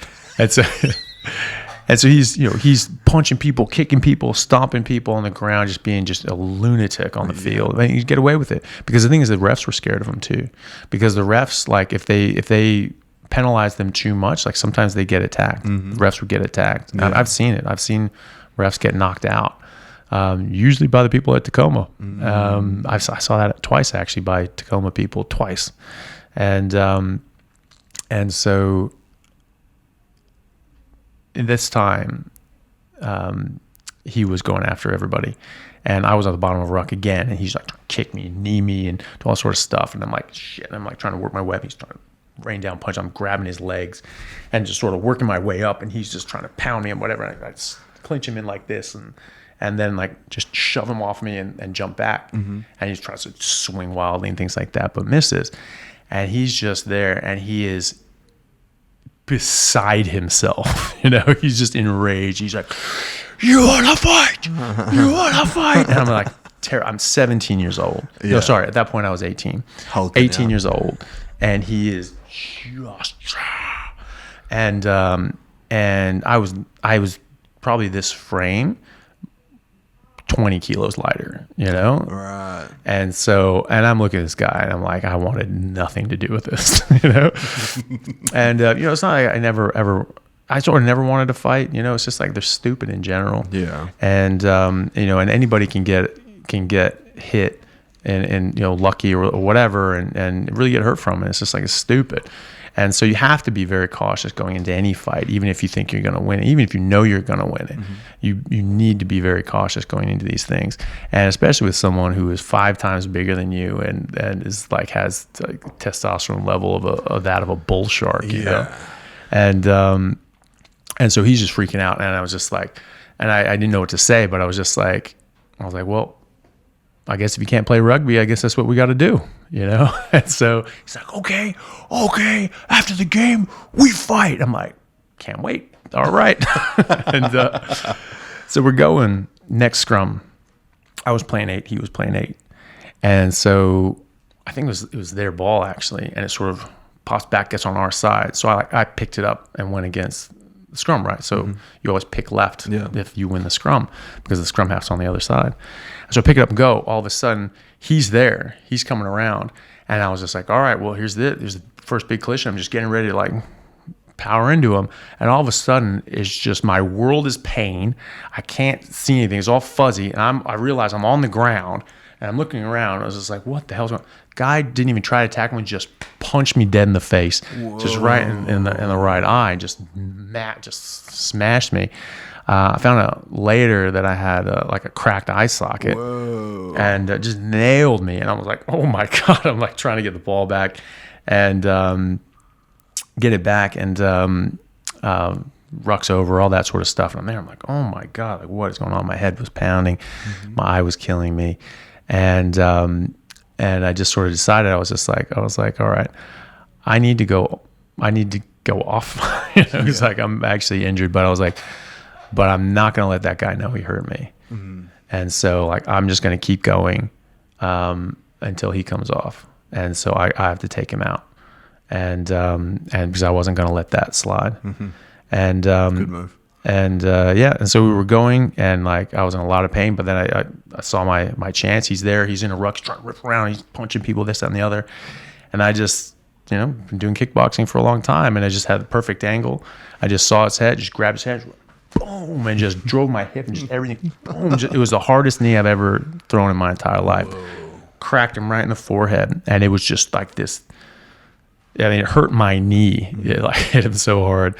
And he just cracks back, and he's just half dazed and half conscious, and he sort of looks up. His forehead split from his brow line down to his nose, and he just is like, eyes are watering, and he's looking up and seeing what happened. I just looked at him. I was like, let's fucking go. And he just went. I sort of looked down and just slunk off the field and just left. I never saw him play again. I don't know if he did, but I certainly didn't play against him. But that was one of the things too, is when you played against those guys, there's a real alpha fight. You're fighting for that alpha stack, right? And so if they get a sniff of that and they're on top, it's a bad day. Yeah. But once you dominate them on successive periods, like they'll, at least in these cases, they were just like, they didn't want anything to do with it, and so in that one, I didn't have to fight him after that. I wouldn't assume somebody would still want to fight after their forehead gets split open by the same dude that they were like, hey, let's fight. Well, you do cheap shot at me, man. You just like cold cocked me in the middle. Yeah, absolutely. Especially if you're smaller than him. Yeah. Oh, it's half the size. And I mean, that dude was like a good 130 kilos. He was huge. Whoa, just huge. Pounds, right? Yeah, well, yeah. I mean, yeah. He was a good 270, 280. Yeah. I mean, he was just enormous, but just jacked. Fat? And was he? No. Shredded, shredded, just shredded. That's bodybuilder style. That's it. But that's what I'm saying. He was like one of those island bodybuilders. He had that physique like he was a bodybuilder and had been doing steroids since he was 3, but probably had never gone to the gym. Yeah, you know. But it was just natural. It was just that's just how his body was potatoes, built. Bro. Yeah. Well, it's like they eat a lot of wild goat and stuff, right? The Polynesians. They love generally a lot of meat. Yeah, lots of meat. Yeah. Yeah. And so and then the genetic sort of thing, the Burley gene side of things. Yeah, but so the MMA stuff saved my ass many times. Yeah. Well, I had no idea you were a fighter. I had no idea. That was. I mean, yeah, I've never trained as. My apologies. Yeah, yeah. Well, because I don't want to sort of misrepresent. Just because I loved it and I loved fighting and I loved training, but I wanted to fight. Professionally, but it just never happened. You train so you don't ever have to use it. Like even, that's sort of the idea, yeah. Even when, like you're in a situation, it's best to just run, right? If you're in a situation where somebody's trying to attack you, and you don't have to protect your partner or any of your family. If there's a few of them, it's best to just fucking leg it. It's get out of there as quickly as possible, because if anything happens to you, how can you provide? How can you do anything for anybody else, right? Yeah, probably. I mean, I probably wouldn't. No, me neither. But I say I haven't historically. It's not going to start anytime soon. Let's be honest. I wanted to ask, you're a current practicing neurosurgeon? Neurosurgical registrar. So so I haven't completed training. Right. And I have a private practice in functional medicine. Okay. Right. Yeah, so sort of metabolic medicine, metabolic health, just trying to optimize people's health metabolically. It's sort of a preventative medicine approach. Mm-hmm. So it's prospective medicine. We're looking ahead at what could be a problem and addressing it now, as opposed to waiting for it to be an absolute disaster and then picking up the pieces, which is sort of how the medical system is set up now. Yeah. And I mean, you do already see a lot of patients who have serious issues, and it's the same principles. The same thing that's going to head off someone having diabetes is going to treat their diabetes. Which is diet and lifestyle mainly. There are clinical trials, Layne Norton, that show that you can put type 2 diabetes into remission. You can reverse type 2 diabetes in humans by putting people on a high-fat, meat-based ketogenic diet, which is a ketogenic diet generally, but they're generally the studies that people do them with a high-fat, meat-based ketogenic approach. So that's clinically proven. So and Norton's theory against this is it's just a calorie deficit, even if you eat Captain Crunch. Yeah, well, that's because he's an idiot. So, this is a nutritionist so brutal, saying that you should eat Captain fucking Crunch. Yeah. Right? Yeah. What nutrients are in Captain Crunch exactly? There aren't decent nutrients in. Calories. Who gives a shit about calories? Your body doesn't go after calories, it goes after nutrients. And we're not a combustion engine. We're not a steam locomotive. We burn the food in our body. So the heat energy that escapes when you burn something is meaningless. First of all, we use many of those amino acids and fatty acids as building blocks and structural components. They're not being used as energy. So who gives a shit how much energy is released? And is that heat energy released the same amount of chemical energy that's released? And does that cause you to weigh more or less? Right? Because energy doesn't weigh anything, right? Heat doesn't weigh anything. Yeah. Atoms weigh things. And so you eat atoms, you'll weigh more. You eat less atoms, you'll weigh less. And so what really you want to look at is, look at all these calories in fat. There's 9 calories per gram, okay? What measure there, calories or grams, has weight? The grams, right? That's a measure of weight. So really what you want to do is you want to look at how many grams you're taking in per calorie, right? So that's 1 gram per 9 calories. Whereas protein and carbs are 2.2 grams per 9 calories, right? So you're taking in twice as many grams, twice as much weight you're putting on your body to get the same amount of calories. So maybe it is calories in, calories out, but it's actually grams in, grams out, and you're more efficient at getting in more calories with less grams if you get in fat. So, that's a better way to think about it. But also, it's a meaningless measure, because that glass of water has calories. It has heat, right? And then you heat that up to 50 degrees. It has more calories. Are you going to gain weight by drinking the warm glass versus the cold glass?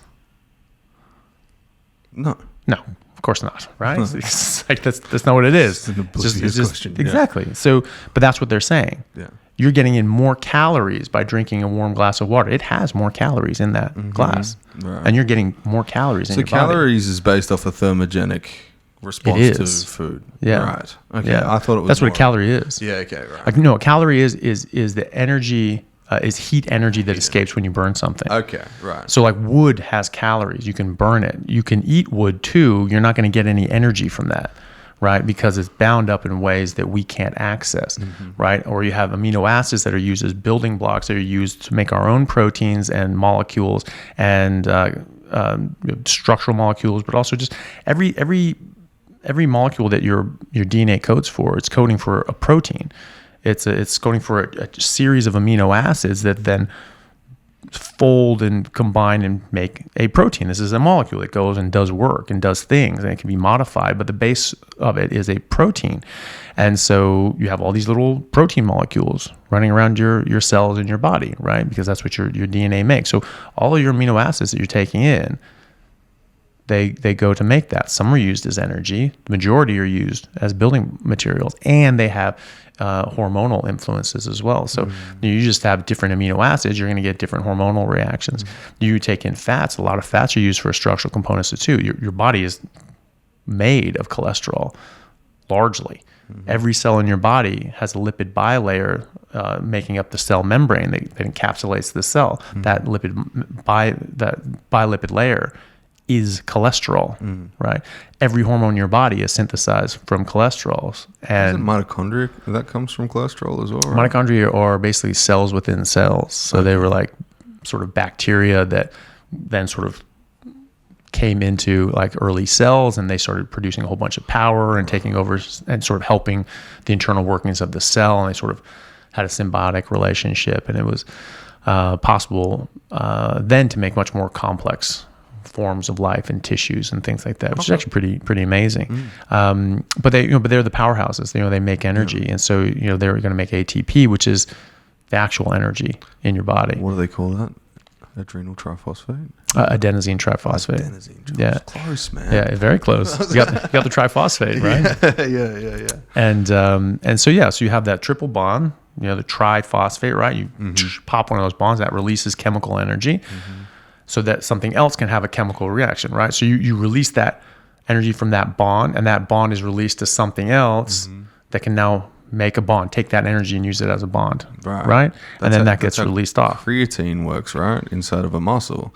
It splits from adenosine triphosphate to adenosine diphosphate. So it helps in that chain of where you're loading up your ATPs. So you have then your triphosphate goes to diphosphate, goes to monophosphate, and then you build it back up, and you're sort of loading this stuff up. It's almost like a spring, it goes spring one notch energy at a time, right? Yeah, so you're winding up this little spring release, and then you release it on something, and you got to go wind it up again. So that's sort of a way to think about it, but using chemical energy, not calories. Just being warmer doesn't make you have more ATP. Makes you maybe use less ATP to keep you warm, but it doesn't generate ATP. And so, it's just a dumb way to think about it. A lot of the fat is used as structural components. 60-70% of your brain, the physical components of your brain, is fat and cholesterol, right? So 20% of the solid components of your brain, or that fat, is the omega-3 fatty acid, DHA, that only exists in animal fats, by the way, and we don't really make it very well ourselves. What's and DHA again? DHA is just an omega-3 fatty acid. Right. Yep. It's a very long chain fatty acid. And there's EPA as well, which is another very long chain fatty acid. There's 22 and 20 chain fatty acids that are these omega-3s that are important for the structural components of our brain and our nervous tissue. What do you think of people like stating that, like, what do they call it? Medium chain triglycerides. They're saying that they're a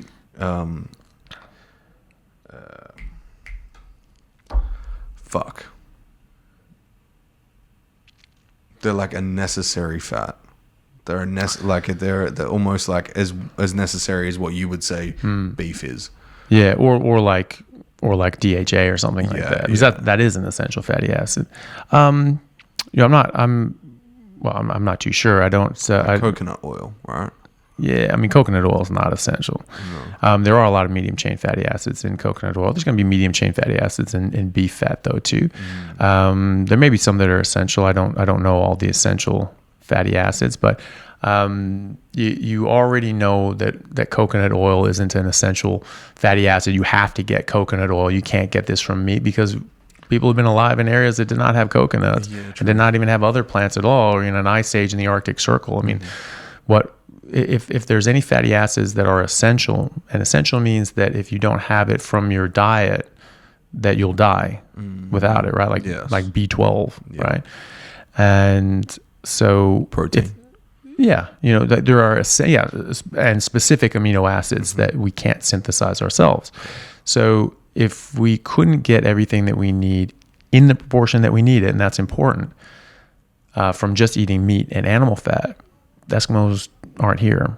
We're not here because we're not going to make it through any of the ice ages, because, when you're in the Arctic Circle, and there's the thing, they say, oh, well, when the ice ages came down, everyone was running towards the equator. No, that's not what happened. Homo habilis went up into the ice. That's what the fossil record shows. And there are people right now living in the ice.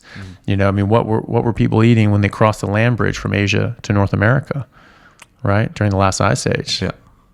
It was just ice. There was ice and animals. That's what there was available to eat. So tasty ice. Yeah, exactly. And so, if there was something we had to have from coconut oils or some other plant, like, they wouldn't have made it. Yeah. See, vegans?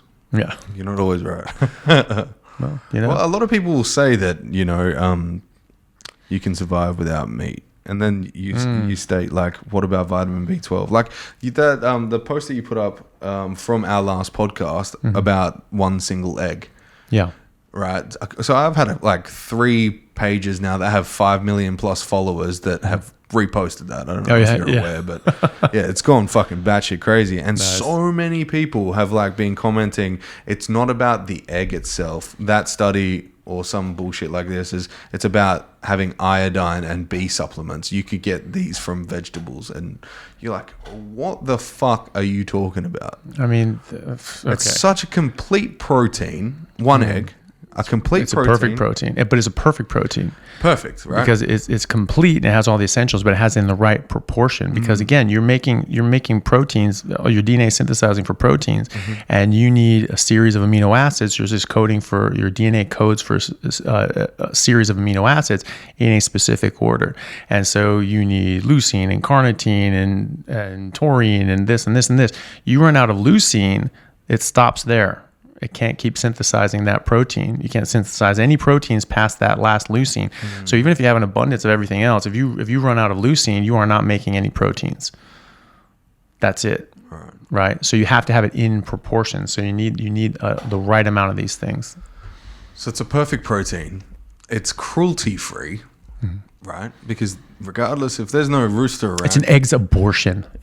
Right. It's a period. How could you eat a period? How could you do that? People do it all the time. I'm fucking thinking about eating placenta when it comes out. Well, there's those too. I mean, like, there are people that do that. Yeah, like I know that's not even carnivore. That's cannibalism. I know vegans that'll do that. Yeah. Well, they need some sort of protein. Jesus.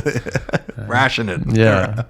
Yeah, but like to say that it's violent, cruel. Anything to justify not eating an egg because you think it's an animal product, right? Well, what are you talking about? Like, they have to decimate forest lands so you can have rubber for your tires to drive around, right? Yeah. Or cooking oil.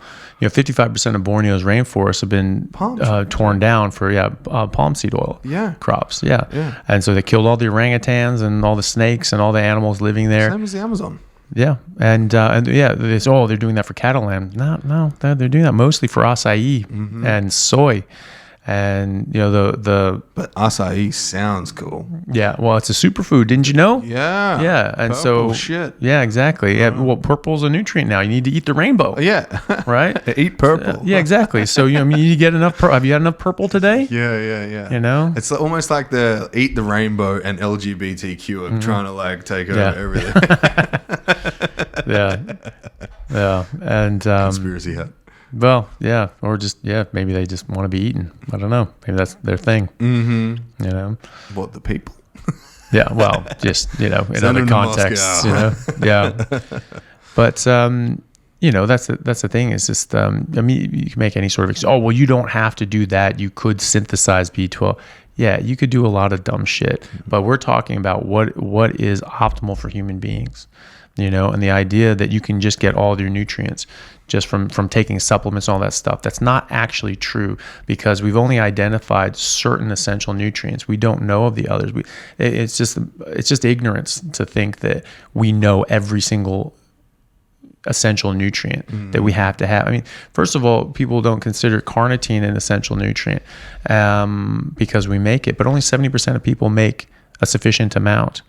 Fully 30% of people don't make enough carnitine or make any carnitine at all. And so if they don't get it from their diet, it is an essential nutrient, and they can get serious illnesses like autism. This is shown from Texas A&M that if you don't have enough carnitine during development, your brain doesn't develop properly, because it's integral for the development of neurons and the mitochondrial function in your neurons to get enough carnitine. So if you don't have enough carnitine, if you have a kid that doesn't make carnitine or doesn't make enough carnitine, and you don't feed them enough meat with carnitine in it, they can develop this form of autism, and this is a misdevelopment of the brain. And so this is why one of the reasons why vegans and vegetarians have higher rates of autism, or kids with autism. And so, you know, this is very damaging for people. And so, is there studies on that? Yeah, from Texas A&M. Yeah. Whoa. Yeah. Holy shit. And so there was a paper that came out. So when I call a vegan a retard. Well, there's a study in 2008 out of Oxford University that followed vegans for over 5 years, and they found that they had on MRI that their brains had shrunk by about 5%. Whoa! And we see this in neurosurgery. We see a thinning of the spinal cord in vegans and vegetarians. And the Oxford study thought, now there's going to be a lot of reasons for this. You're not going to get DHA or EPA. They just don't exist in plants. People will lie to you and say that, well, you can get omega-3s. There's plenty of omega-3s. And it's like, it's the wrong kind of omega-3s. That's ALA, not DHA or EPA. ALA is not essential. Those two are. And they don't really convert very well. There's different studies, difference of opinions. Some studies say that it just doesn't convert at all. Some studies say, well, you might get a bit of DHA. Others say you might get a bit of EPA, but not both. One study showed that given an abundance of ALA, EPA went up, but DHA went down. So, you know, this is certainly not clear that you can actually get enough of this stuff from just eating plants. And so it's a major structural component of your brain. So is cholesterol. But when we eat plants, when the plant oils, they have cholesterol too. Cholesterol is normal, and it's close enough to our cholesterol that our body doesn't synthesize enough cholesterol then. So, we have an abundance of cholesterol. We don't need to make more. Well, part of your brain is made out of cholesterol as well. And your body's made out of cholesterol. Your hormones are made out of cholesterol. Vitamin D is synthesized from cholesterol. So it actually is a problem.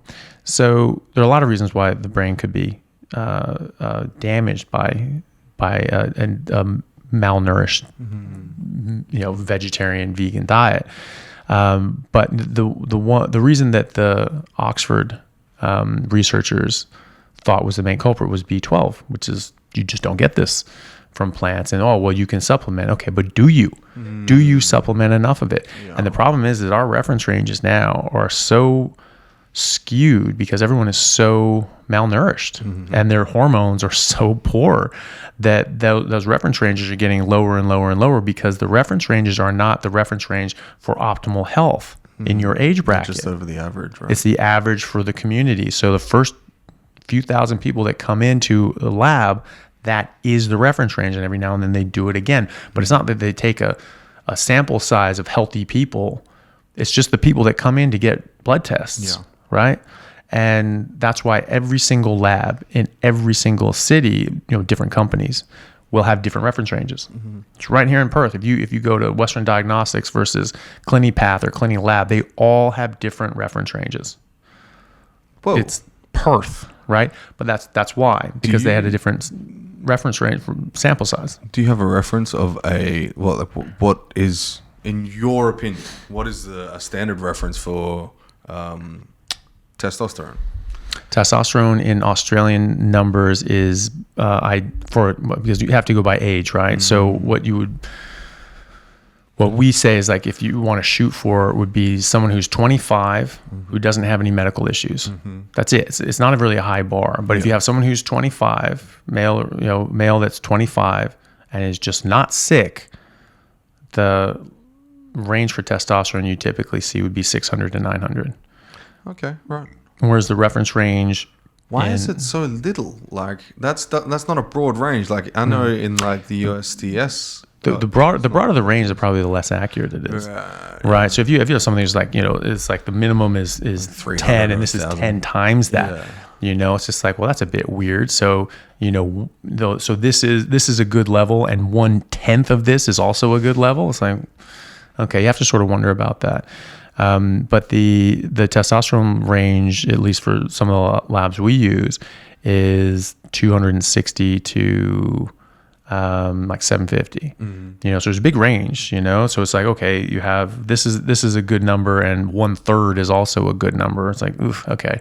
But either way, that's the range. For B12 in Perth at this lab is around 140 to 650. The problem with that is that below 400, studies have shown that this can actually cause nerve damage, because B12 and folate are required for the myelination of your axons, of the neurons, which is you have your nerve cell, like the brain cell, and it has part of this cell is called an axon, which is basically the wire that comes down. We call those nerves. Yeah. And that comes down and communicates with your muscles, other neurons and things like that. And so that's sort of the wire that comes down from the computer, right? And so that needs to be myelinated. That has that insulation around it, and that makes the speed of that conductivity go faster. So that signal propagates faster. So you just send a faster signal. You have a better wire, right? So if you have a home surround sound system, you have some crap wires, or you have like the high standard whatever, it's going to have a better conduction, and you're going to have better propagation of that signal. And so when you're talking about your neurons in your body, and when you have hundreds of billions to trillions of neurons in your body, and you have those running a bit slow. Each one is running a bit slow, and that's connecting to another one, to another one, to another one, to another one, and they're all communicating and talking constantly, and that signal is just slightly slower. That can really slow you down and cause problems. So babies are a good example of this. When babies are new, they're really uncoordinated. They can't really grab things, and they can't walk, and they're just a bit clumsy, right? That's because their nerves aren't properly myelinated yet. Right, and so when they get more coordinated as that myelination occurs, and they end up sort of being able to become more dexterous and coordinated. Is that like closed loop patterns as well? Is that the same thing? So if I know I have to grab this bottle, I grab the bottle. If I miss, is that due to myelination, or is that due to like a hand-eye coordination? So there'd be a lot of other things, but your ability to do that would the signal coming down, the speed of that signal would be the myelination. And so if you were sort of coming and you sort of go, you may not be as coordinated, be a bit shaky, and maybe not be able to coordinate all your fingers to grasp at the same time. Maybe they're coming like that, and so the signals are just coming a bit slower. Could a B12 deficiency be linked to Parkinson's then, if they start shaking and if it's the retraction of axons? Well, I mean, we don't necessarily know all the different causes, but if you were low, then I mean that would be the first thing I'd get on top of. And things like MS are from demyelination. Really? Yeah, and so but it's an autoimmune attack. So the immune system attacks your myelin sheath and sort of breaks these down. So you get these neurological dysfunctions because you damage the myelination of that nerve. That was from oxidization. For some reason, I had it in my head that MS. From MS? Yeah, it's autoimmune anyway. Is that right? Yeah. Okay. I mean, you can get oxidative stress, you get all these things, but the precipitating insult is your body's making antibodies that attack your nervous tissue. So why are they saying that like 220 points under 400 at 180 is still, why are they saying, okay, we're still in range, there's at least a little bit there? Yeah, it's just because it's because that's the average. right? Because we're just looking at, is it a healthy average? No, though? it's not. And that's the thing, but that's what the reference ranges are. The reference ranges are the average for the community, but the average person in the community is sick. 93% of Americans have at least one metabolic disease. 70% of Americans are overweight or obese. The rest of the world is not far behind. Yeah. In fact, in some Western countries, it's worse. Yeah. And some non-Western countries, it's worse. So Western diet is pretty fucked up. Just what we eat as humanity, as a human species at the moment, is pretty crap. And but yeah, processed foods everywhere. I mean, I was in the refugee camps in Bangladesh. I saw people selling Ruffles, and gummy bears and shit like that. What? Yes. How the fuck do they get? They didn't have shoes, but they had Ruffles chips. And they didn't have trash collectors, so all the plastic bags would just get swept in the pile and they just burn it, just black smoke coming off. Yeah, right. All the time. The pollution there was terrible. Like skull smoke. Yeah, Yeah. Really. Yeah, that's wild. So that study in Oxford in 2008, they thought that it was the B12 was a problem, and you said, well, what about 180? Why did they think 180 is good? They were saying that they thought that the shrinkage in the size of their brain, which is likely due to demyelination and shrinkage of that white matter, well, that's what they thought anyway, was due to how critically low their B12 was. And their B12s were on average about 190, right?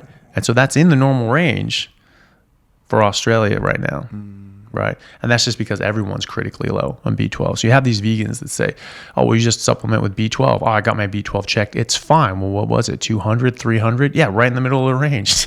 Okay. Not all right. What we found from different studies and scientists who look at this, and again, reference ranges of actual healthy people and what their ranges are, 800 to 1200. That's what we would use. That's good. So double the standard average. It's much higher. The healthy average, yeah. Yeah, so the upper end of some of the labs here would be 650. One is 750. Neither of those even gets into what I would consider the optimal range. Is there a range in which it doesn't get used anymore, or would you try and fill the gaps? Like, are you just like after 800? Are you just having an expensive piss? Yeah.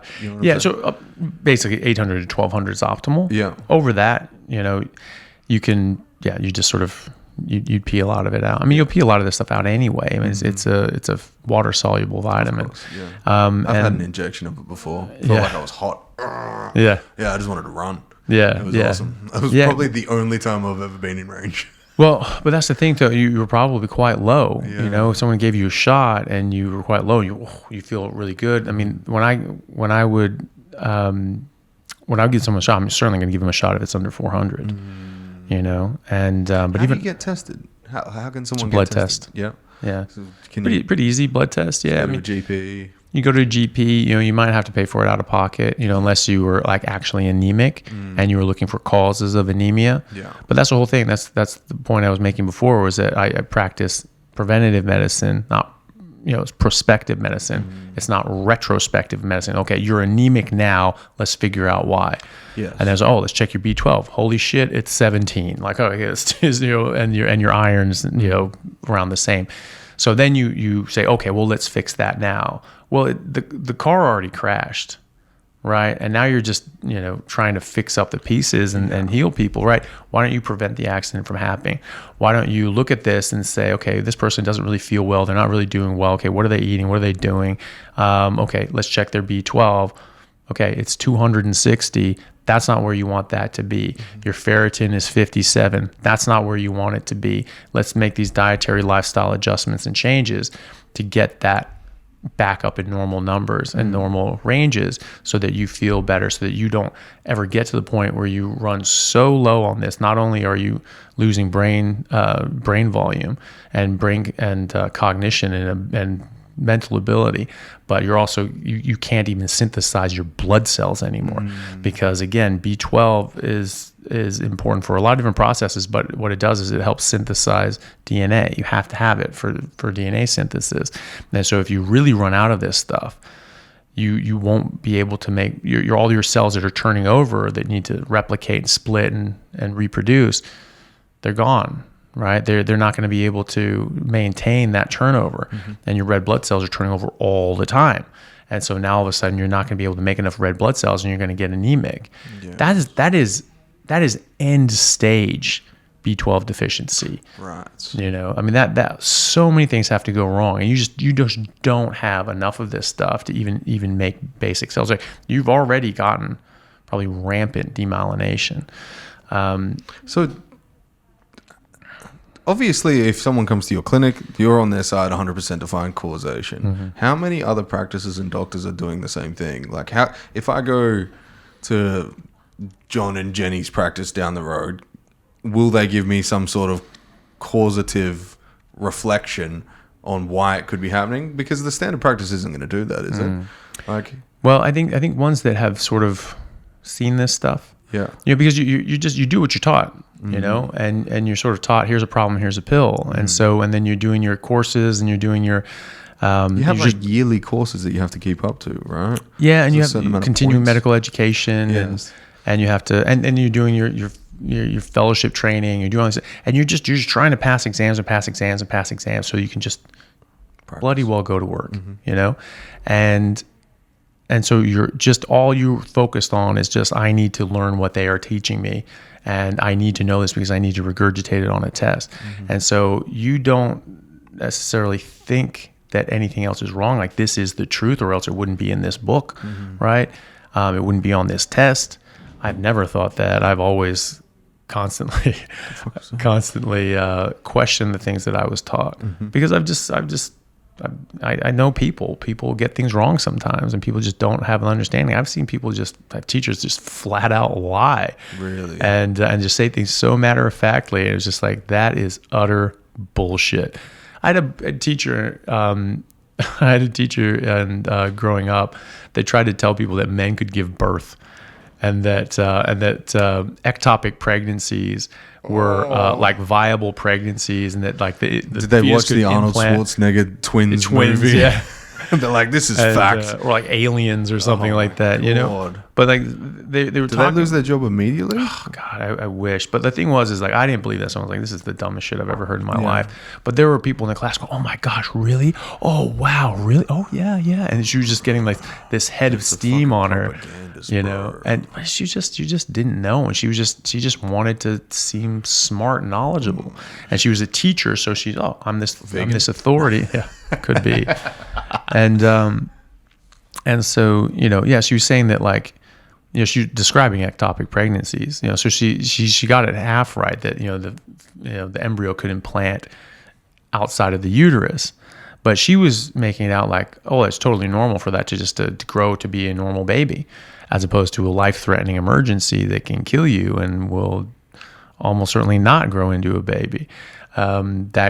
That is a very, very dangerous situation. So she was just saying, oh yeah, I could just implant anywhere, and they just grow, and then you just do a cesarean, and the baby comes out, and or it can implant in the intestines, and it could be delivered through the anus, rectally. And I was just, I swear to God. And she was just like, how do I say this? And rectally. I'm like, and like that was when I was just like, really? So mom didn't take a shit for 9 months, really? You know, it's just because like the baby would be in that space, right? Sure, so, you know, how the hell does that work? And that lady was taking some serious acid. Probably. Yeah. But, you know, it's just funny. And that wasn't like a bad school or anything like that. Like, you know, the school district I was in was actually pretty good. Private school, public school?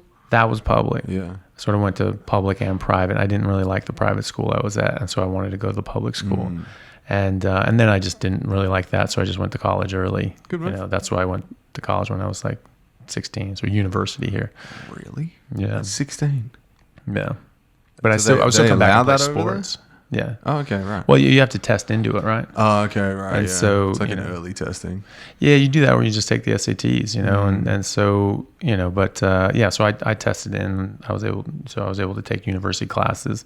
I still hadn't technically graduated high school, but my university classes counted towards my high school requirements, and then I would come back and play sports, things like that.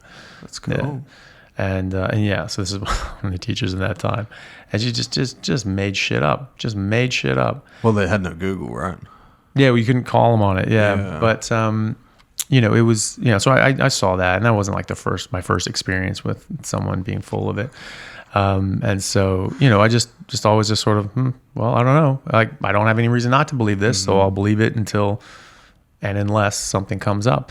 But, that not everybody has that mentality. A lot of people just be like, you're so trained, and you are trained like a dog to just do what you're told, repeat what you've been told, and not think for yourself. That wasn't education. That's not the classical education. You should teach people how to think, not what to think.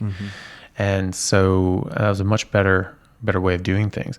So it's just part of the system. You have a lot of people that are spending many years studying material in order to be a professional, and then they sort of get through that, and they're just used to doing that and regurgitating this information. So it's hard. They don't necessarily know why they should do anything else. Well, this is what I was taught. This is what I learned. This is what it is.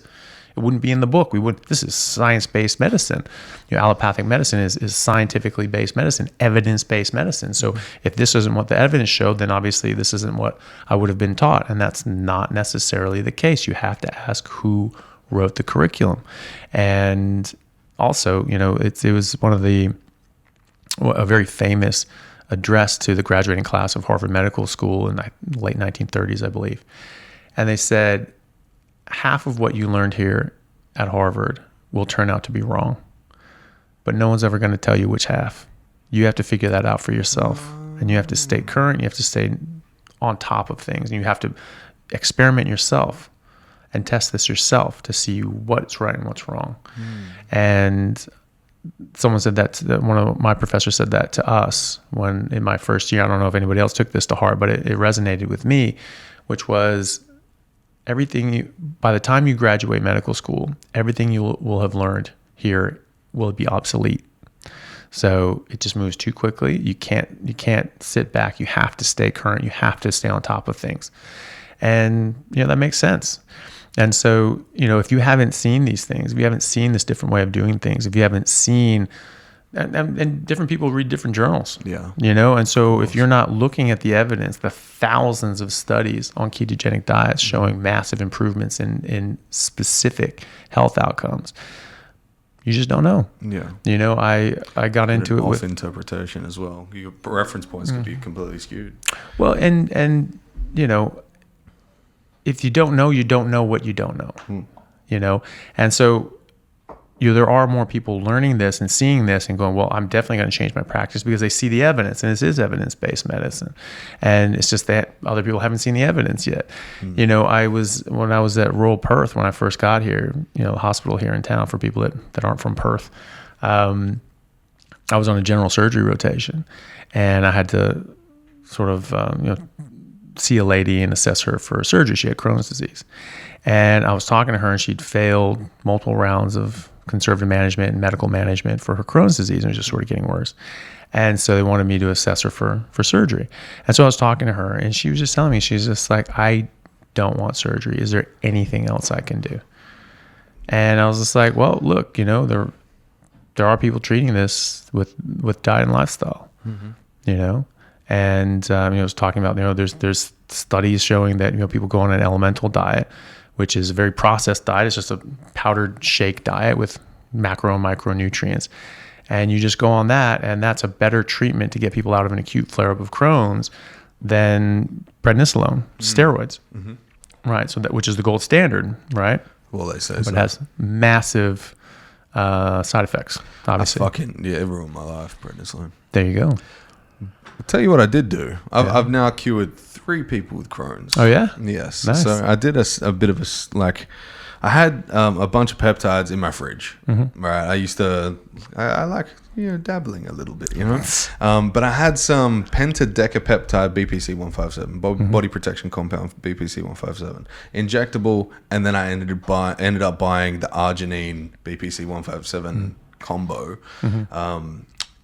arginine, whatever. Arginine, yeah. Oral tablet. So I was injecting this stuff after having my 4th incision and drainage of a fistulating abscess. And that I was on 8 weeks of prednisolone or something like that. I got off 4 weeks in because they were like they're bringing down the dosage, and it was just fucking me up, dude.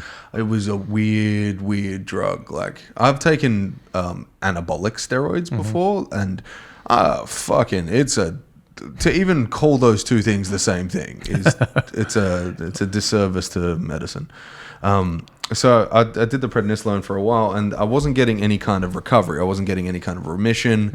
It was basically just fucking with me. Like every functional system in my body was starting to shut down. Even sweat glands. Weird. Yeah, wow. Weird one, yeah. So I was like, fuck it. Let's find out something to do with like these peptides, and I started looking for studies that it was like BPC 157, Crohn's, TB500 Crohn's, all these different ones, and one came up for BPC 157 for the mucus lining and ulcerative colitis repair of ulcers, and it was a study out of, it was either Russia or Dagestan. It was a really weird one, and it had to be translated, right? So they had 500 mice and 500 humans, and there was a double-blind placebo study. Oh wow! And they gave BPC 157, and after a 6-month period, 250 out of the 500, the ones that actually got given the BPC 157, no signs of Crohn's disease. Yeah, wow. Yes. So I started taking the oral version. Had another colonoscopy. Went to I went to St. John of God in Murdoch, which is a private practice. I said to them, look, just give me a colonoscopy. I'm not going to tell you what they could see on my file, my public file, that I had all this, but I was like, just give me a colonoscopy. I want to see what's happened since. They said there was no detection of ulcerative colitis or Crohn's disease. Yeah, nice. Yes. That's amazing. Yeah. Yeah. So that was cool. And now, like 3 other people that I know have Crohn's, I was like, take this. They're like, dude, I feel 100% better. I'm off of, what's that, Infliximab? Infliximab? Yeah. That's some bad stuff. That biologic. It's all bad stuff. It's all bad stuff. And he's like, one of my friends is like completely off all his steroids, everything. And he's like, dude, I got my life back. Thank you. Yeah, nice. Wild, bro. Yeah. No, that's fantastic. Yeah, I've had very similar results with just people just eating meat. That's it. I mean, what is a steak? That is an elemental diet. It's just the nutrients you need and nothing else. And so that's what that tells you, right? You go on an elemental diet, and you're just eliminating out everything else besides just the things that you need.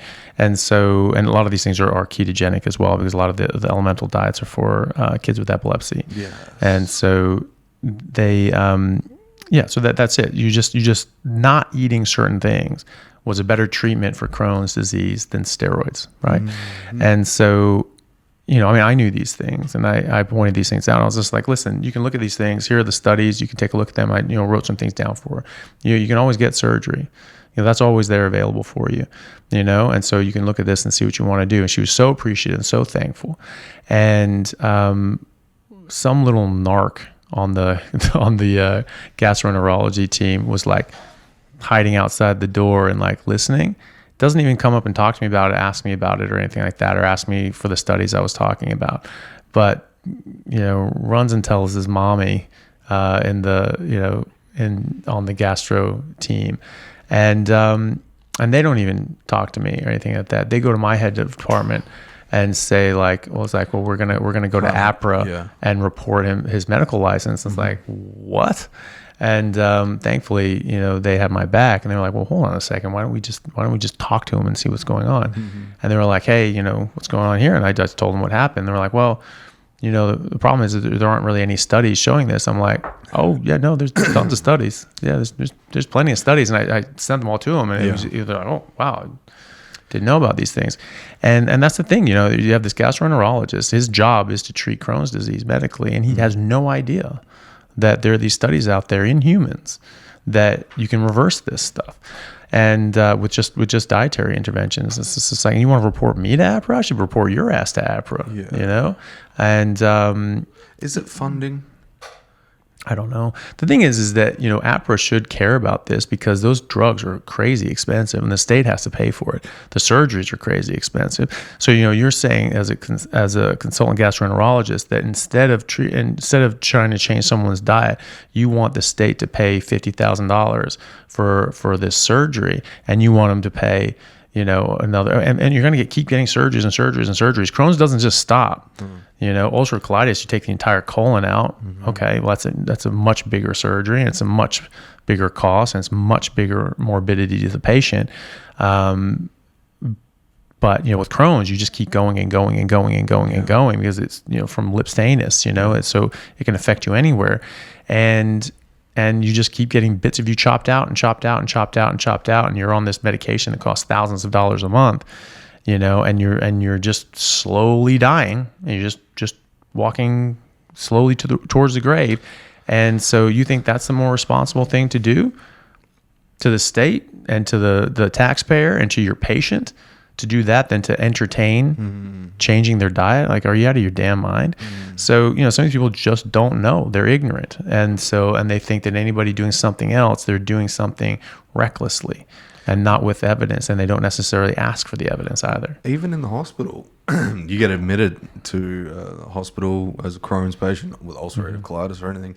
What are the first things they're asking you? Would you like a sandwich? Can I get you a coffee? You know, like, what the fuck are you saying? Yeah, sugary carbs. Sugary carbs. Orange juice, apple juice, whatever juice you like. Come inside. That's terrible. It's wild. And the whole time, nobody says anything about diet unless it's B...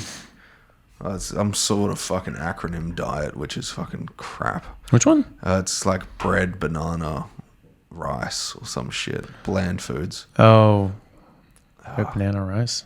It was like, I think I know what you're talking about, where it's like, I can't remember at the moment, but yeah. Yeah, it's just a bland diet, but everything in that diet is a carbohydrate. And it's like, why not a steak? Yeah. Why not a steak? Oh, it's so hard, and it's so acidic. Didn't you know that? What the hell does that mean? How much acid is in steak? You talk about, Jesus. Amino acid. Yeah, well, there you go.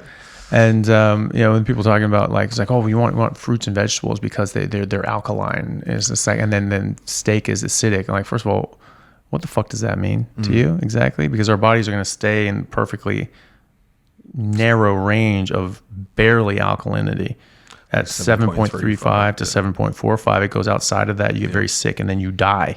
Right? So your body is very on top of that. 10. Yeah. Well, you're taking, and then you're taking in alkaline water at pH 10.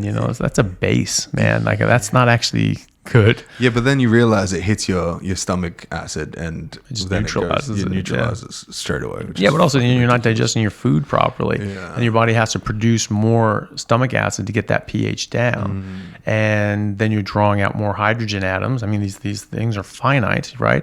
And so you can actually give yourself an alkalosis by doing that. If you're just taking tons and tons and tons of like antacids and things, you have to really overdo it, but it's been done, and then you get too alkaline and you get very sick and you can die. Yeah, you can. How the fuck were they selling all this like as a health trend? Things. Yeah, it's just they pick on something. So, people are alkaline; they need to be alkaline. So you need alkaline things. It's like, who told you that? We need a battery. Well, we need the things that we evolved on. We need the things that our bodies are designed for. That's what we need, and our body's going to work the way it's supposed to work if we're eating what we're supposed to eat. That's all there is to it. And they say, oh well, all these fruits and vegetables are all alkaline, so that's better. It's like, really? You mean like citric acid that is in like a lot of fruit? That's alkaline now? Yeah. It's really silly when people are saying these strange things. They just, but the reason I say the acidity thing, like someone I was speaking to the other day, they said their doctor said that they were like, oh, it's like, yeah, I'm on a carnivore diet. And oh, you need to be careful with meat. It's very acidic. Like, what? I mean, this is for some sort of like online guru that doesn't know shit. That's one thing, but like an MD saying that motherfucker's license. That's pretty bad. Yeah, it's bad. Yeah. I think there should be some like further studying that doctors have to do for nutrition, and like Because there is some, isn't there? There is some that they have to learn about. You learn a bit of biochemistry. The most biochemistry is nutrition. You know, at a molecular level, you're sort of seeing how things go in your body, and nutrients go in your body, how they get used and utilized, and energy transport and different systems and metabolic pathways. So that sort of is the fundamentals of nutrition, but at a real, genuinely, base level. And so you get a bit of biochemistry.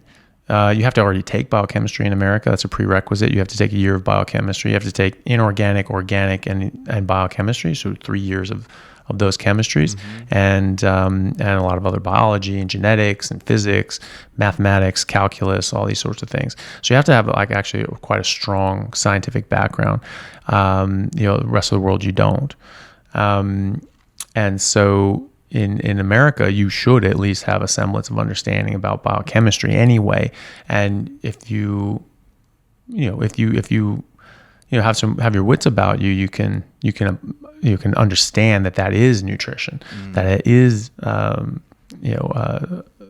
how the body utilizes and incorporates these nutrients and metabolism. So that is fundamentally what nutrition is about. And it's not about, we have this survey and every 3 years someone fills it out. And that's useless. That's not real science. That's not real evidence. But I think the problem is how nutritional sciences are taught. And it's not that doctors don't get taught nutrition. It's that nutritionists get taught the wrong shit. And everyone's being taught the wrong shit, and it's just wrong. It's just false. Back to lobbying. It's a bit more complicated than that. Yeah. Because the nutritional academies were founded by special interests in the first place, who were anti-meat. So I don't know if you've come across this, Kellogg's and the Seventh-day Adventist Church, who were religiously anti-meat. So it was a Seventh-day Adventist church member, because they feel that they had a prophetess, that Ellen G. White, that says she had a vision from God that said that eating meat was a sin because it made you feel more lustful, and lust was a sin, therefore meat was a sin, and we should all stop eating it. And so that was the influence, and then that's why John Harvey Kellogg, Dr. Kellogg, and his brother founded Kellogg's Foods and Cereals. He was inventing a whole bunch of different plant-based meat alternatives in order to replace meat, because he thought it was sinful, made you want to masturbate, I swear to God. And that was sin and horrible and awful. This is where breakfast is the most important meal of the day came from. You need to eat this cereal for breakfast, and that's going to suppress your sexual urges for the rest of the day. They didn't tell them that was the idea, but that was the idea. And it was a Seventh-day Adventist church member who founded the American Nutritional and Dietetics Association, and Lena Cooper. And she also wrote the first university textbook in America on nutrition and dietetics in 1925. And this was taught in universities until today. The most current iteration is still being taught. So Sally Norton, who has a degree in nutrition, nutritional sciences from Cornell, which is an Ivy League school in America, she was doing nutrition, all this stuff, and they were teaching plant-based. She got so sick, she almost died of all these plant toxins like oxalates. And she was doing everything exactly as she was taught in this top-tier nutrition course. And one of her textbooks in one of her nutrition classes was that textbook from 1925 in its 44th edition, right? Fuck? And so it's not that they invaded and captured and lobbied, it's that they started it. So this was corrupt from the beginning. And so this is where misinformation started. Yeah, literally. Yeah. And so, they're not the man behind the curtain. They're like 3 curtains back. Yeah. They were at the origin of this, right? And, and a lot of these things like the McGovern report in the 1970s that said, maybe we should be careful about cholesterol and fat. That was written by, McGovern wasn't, but the person who wrote it for Senator McGovern was a Seventh-day Adventist. And then Dr. Pritikin, who founded the Pritikin diet. This was the heart healthy diet. This is what everybody sort of got on in like the 80s about like, oh, you have to be heart healthy, heart healthy. That's when margarine came out, right? Margarine was before that. Oh, was it? Yeah, it was decades before that. Oh, okay, yeah. right. And but in the 80s and beyond is when seed oils increased dramatically, and we reduced animal fats even more. And that's right. And they increased deep frying in animal in trans fats. Trans fats. Right, yeah. And then and then the polyunsaturated seed oils, that we more than tripled our consumption of those since the 1970s. Same with high fructose corn syrup, and that sort of replaced a lot of the sugar that we use. We still use sugar, but we started using 3+ times more high fructose corn syrup, and started eating more fruits and vegetables as well, more heart healthy grains and all that sort of stuff. And what happened? We become the fattest and sickest we've ever been in human history. Mm-hmm. You know, people can try and pretend that that's not happening, but it's happening. The rates and prevalences of all these diseases, these chronic, non-communicable diseases, are going up, and they're just going up and up and up by the decade. And so, you know, and then Pritikin was pushing this no fat. He was called like the father of the plant-based diet. And he was a professor of medicine at Loma Linda Medical Center, which is the Seventh-day Adventist Church's private medical school. Fuck. So, you know, I mean, they're behind all this stuff, and there's a specialty in medicine now, recent, sort of in the last couple of decades, called lifestyle medicine, which is great on the surface. It said, hey, you want diet and lifestyle to be most of your interventions with your patients. You want to get them moving, you want to get them eating right, and this can get them off medication and all that sort of stuff. That's literally what I do in my functional medicine practice. And I want to prescribe as little medicine as possible. What I want to prescribe is proper nutrition and exercise for where they are at the moment. And so totally behind the concept, but what they're actually doing is a smokescreen for a vegan diet. So it's saying the proper diet and lifestyle, the proper diet is a vegan diet.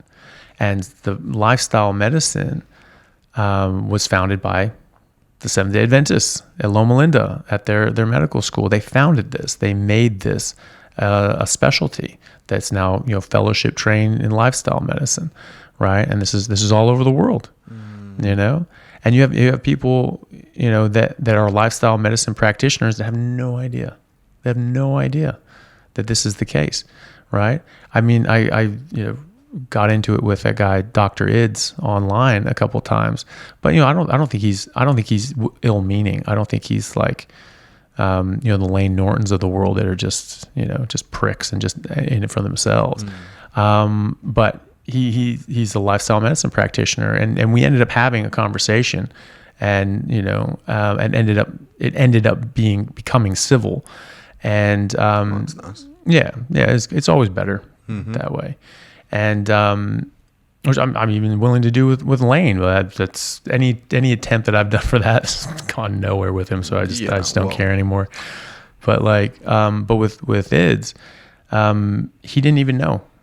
He didn't even know the lifestyle medicine was founded by these people. He didn't even know who they were. He didn't know what that came from. He didn't even know the origins of the curriculum of the lifestyle medicine and the nutritional studies that, you know, he studied as well. He had no idea. And so, you know, so it's very sneaky. It's very sneaky. And so, you know, they're teaching the teachers, and they're just teaching the teachers the wrong thing. So people are going out there and they're trying to do their best. They're trying to, you know, help people and give them good information and good knowledge, but it's corrupted from the beginning. It was corrupted from the 1800s. You know, Sanitarian Foods is a major funder for the ADA, the Australian Dietetics Association. Sanitarian Foods is still to this day owned by the Seventh-day Adventist Church. Yeah. So like Wheat Bix, that every time you buy Wheat Bix, that pays the Seventh-day Adventist Church, tax-free, by the way. What? They still enjoy tax-exempt status. Holy shit. Ellen G. White Literally, herself. holy shit. Yeah. Ellen G. White herself personally came to Australia and founded that company. Really? In the early 1900s. Yeah. So the Seventh-day Adventist Church, I think they founded something close to 20 different cereal companies. Is that family still going? Well, it's a church, right? Yeah, no. But then there's Kellogg's as well. There's people born into the church, though, right? Yeah. I mean, but it's big. I mean, and most people in the church are just normal people. It's just this ideology from the top down is what we're concerned about. And so, but imagine having like a fucking dream, just one dream, and then that has affected. Was it a dream though? Didn't she just make it up? Yeah, she could have. I don't know. Because the thing is that there was actually a big movement for vegetarianism in the 1800s. It was part of the puritanical temperance movement. So, lust is a sin, and masturbation and sex is just evil. I mean, Kellogg's was so wrapped up in this that like he was married for decades. He never had sex with his wife, and they didn't have kids together. They adopted all their kids. And so too much cereal. Well, he was, but that was the thing. I think it was on purpose. They were like, sex is evil, lust is evil, And so he was just brainwashed, man. The poor guy. But again, he started this shit because he didn't want to fuck her. Well, so he was an inventor too. Really? And he's a very, very famous doctor in America, by the way. Presidents went to him. Rockefeller went to him. Henry Ford went to him. Carnegie went to him. Yeah. To his sanitarium in Battle Creek, Michigan, and he was so influential with his cereals ideas that 36 cereal companies were founded in and around Battle Creek, Michigan. Post Cereals, one of the major cereal producers. Mr. Post was a patient of his that then went and founded a cereal company of his own. Wow. And very influential man, very influential, and he was also a bit of an inventor. So he invented a device that could pump water high speed. We talked about this. Yeah, exactly. Yeah. So so you can give himself a high powered enema of like 60 liters a minute. That's wild. And yet wasn't having sex with his wife, but he gave himself 2 of those a day. So maybe he was like putting the presidents and stuff under and butt fucking him and taking photos. It's just blackmailing. Just the predecessor to Epstein and shit like that. Just like this is where it starts. Every bowl of cereal origin. Yeah. This is why it's just like 11 to 12 servings a day, kid. You have to eat it. You have to eat Fruit it. Loops are different colors. So I've got a wife and kids. Like, you have to eat your cereal or I'm in trouble. Oh shit! But that happens, man. Yeah. Like if he's your doctor, he could say like, "Oh, you have cancer. I have the cure. Yes, I have the cure, but right you've just got to do something for me." Exactly. Yeah. Make some cereal. But but there's just there's just wild stuff, and I have no reason to think that he was trying to hurt people. I mean, from the sounds of it, he was just completely brainwashed by this woman, Ellen G. White. But the thing is that there was that movement for vegetarianism in the 1800s. You look at the meat consumption in the early 1800s; it was very high, and it just started sort of slowly coming down. 1920s and 30s, it troughs, and then it starts coming up a bit. Wasn't there a peak during the first few months of the Great Depression because everyone was eating all of their animals, and then they had to like eat all the crops, and that's when it started fucking bellowing out? I don't know how much that went up. I mean, from just looking at the graph, my memory of the graph, it's sort of this U-shaped curve came down in the 1920s and 30s. It was just there. I mean, there might have been a little blip there, but it was very low, and then it started coming up. And now we're eating maybe slightly more than we were in the early 1800s. But throughout the entire century of the 1800s, we were eating a lot more than we were in the early 1900s when heart disease became the number one killer, first of all. But you see this sort of downward trend, and at least part of that could be due to this idea of going vegetarian because it suppressed sexual urges. And I've seen writings from different doctors and other people that were important enough to get things published at the time in the early 1800s saying, well, you should really eat a bland plant-based diet because this helps suppress sexual urges. And that was a big thing for them. Like, everyone was very religious at the time. And in the sort of mid-1800s, Sylvester Graham invented graham crackers, which I grew up on. There was just these little semi-sweet sort of candy or biscuits and things.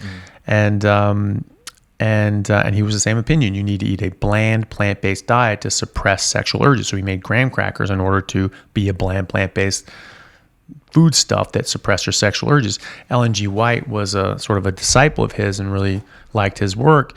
And then she went off and said, I had a vision from God, and he said that we have to stop eating meat. So she was part of the temperance movement. She wanted to get people to stop masturbating. She just thought it was her business. And she got cheated on. She was like the first Karen. She got cheated on for sure. Could be. Or found her husband masturbating or something like that. Yeah. He but was like fucking the Adventist church, dude. Yeah. Could be.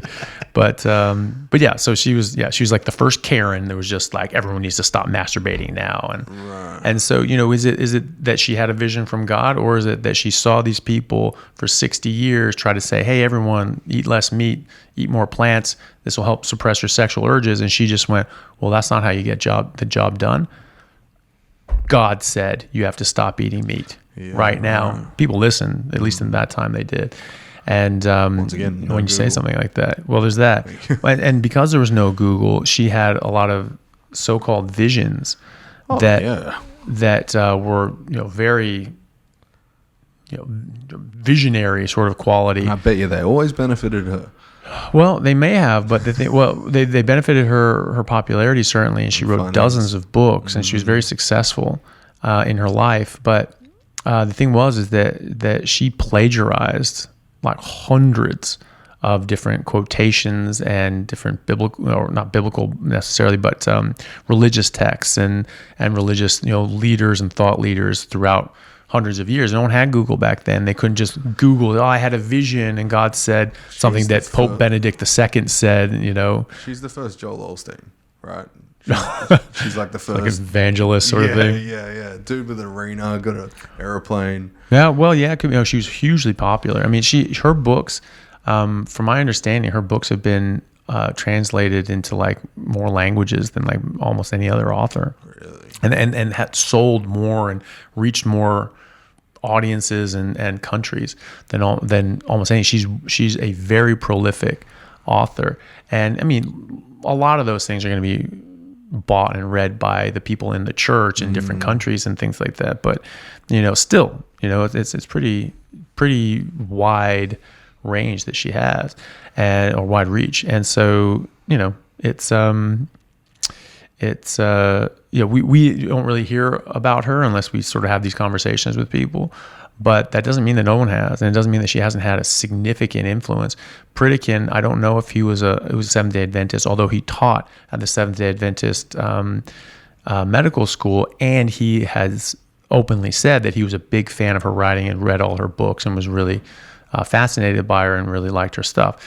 I know that because when I was applying for medical school back in 2008, when I was living in California at the time, and I was looking at Loma Linda in Southern California.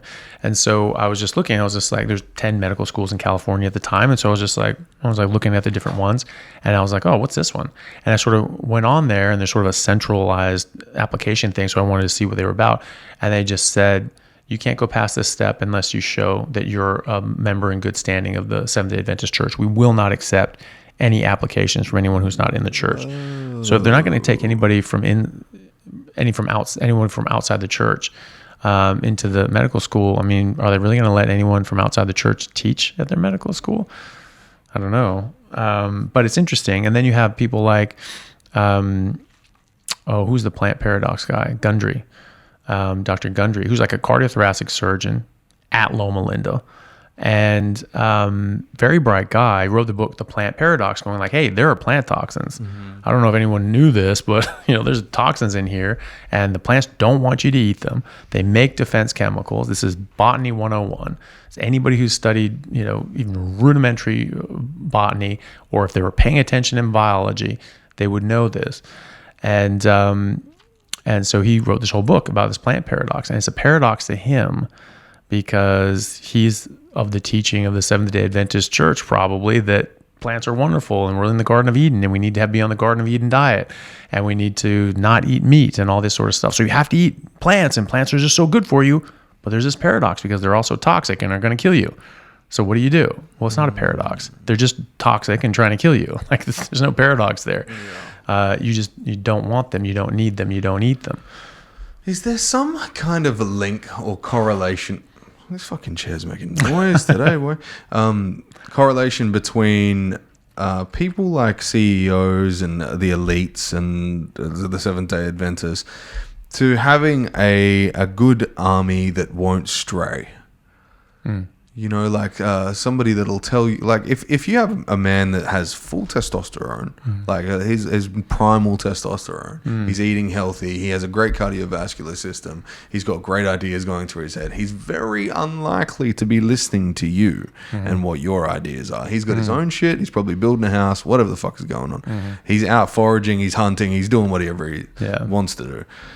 If you tell him that the better way to eat is to keep his testosterone low through cereals and eating breakfast and all this shit, like I'd imagine that you'd have some sort of power over him because he wouldn't be at as high a range as you. Is Kellogg's eating his own cereal? Yeah, I don't know.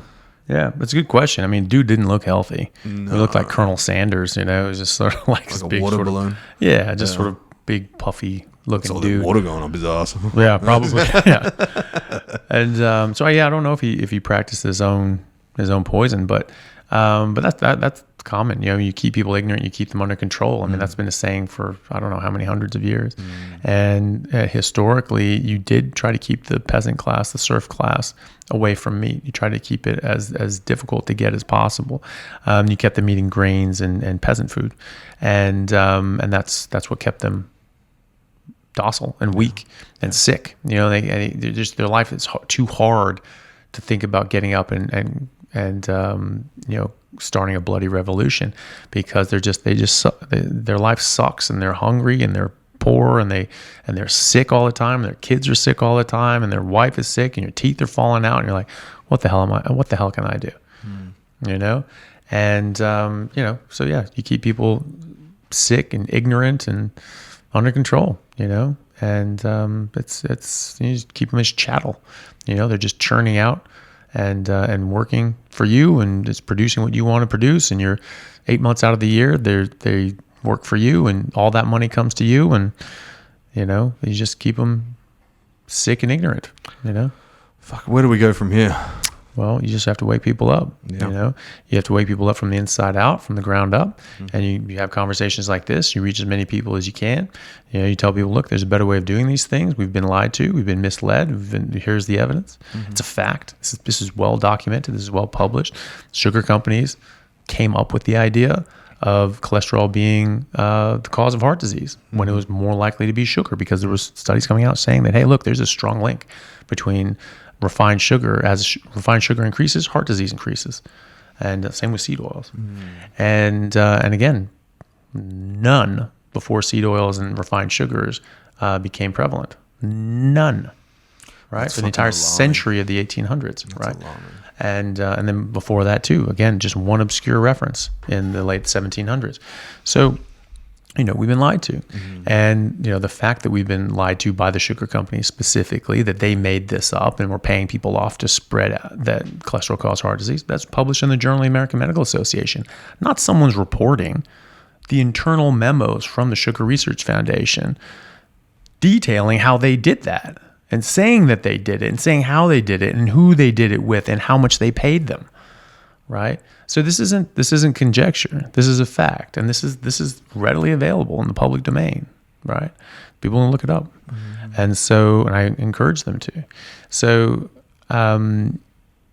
you know, this is something that we just need to get out there. We just need more and more people to understand this. I've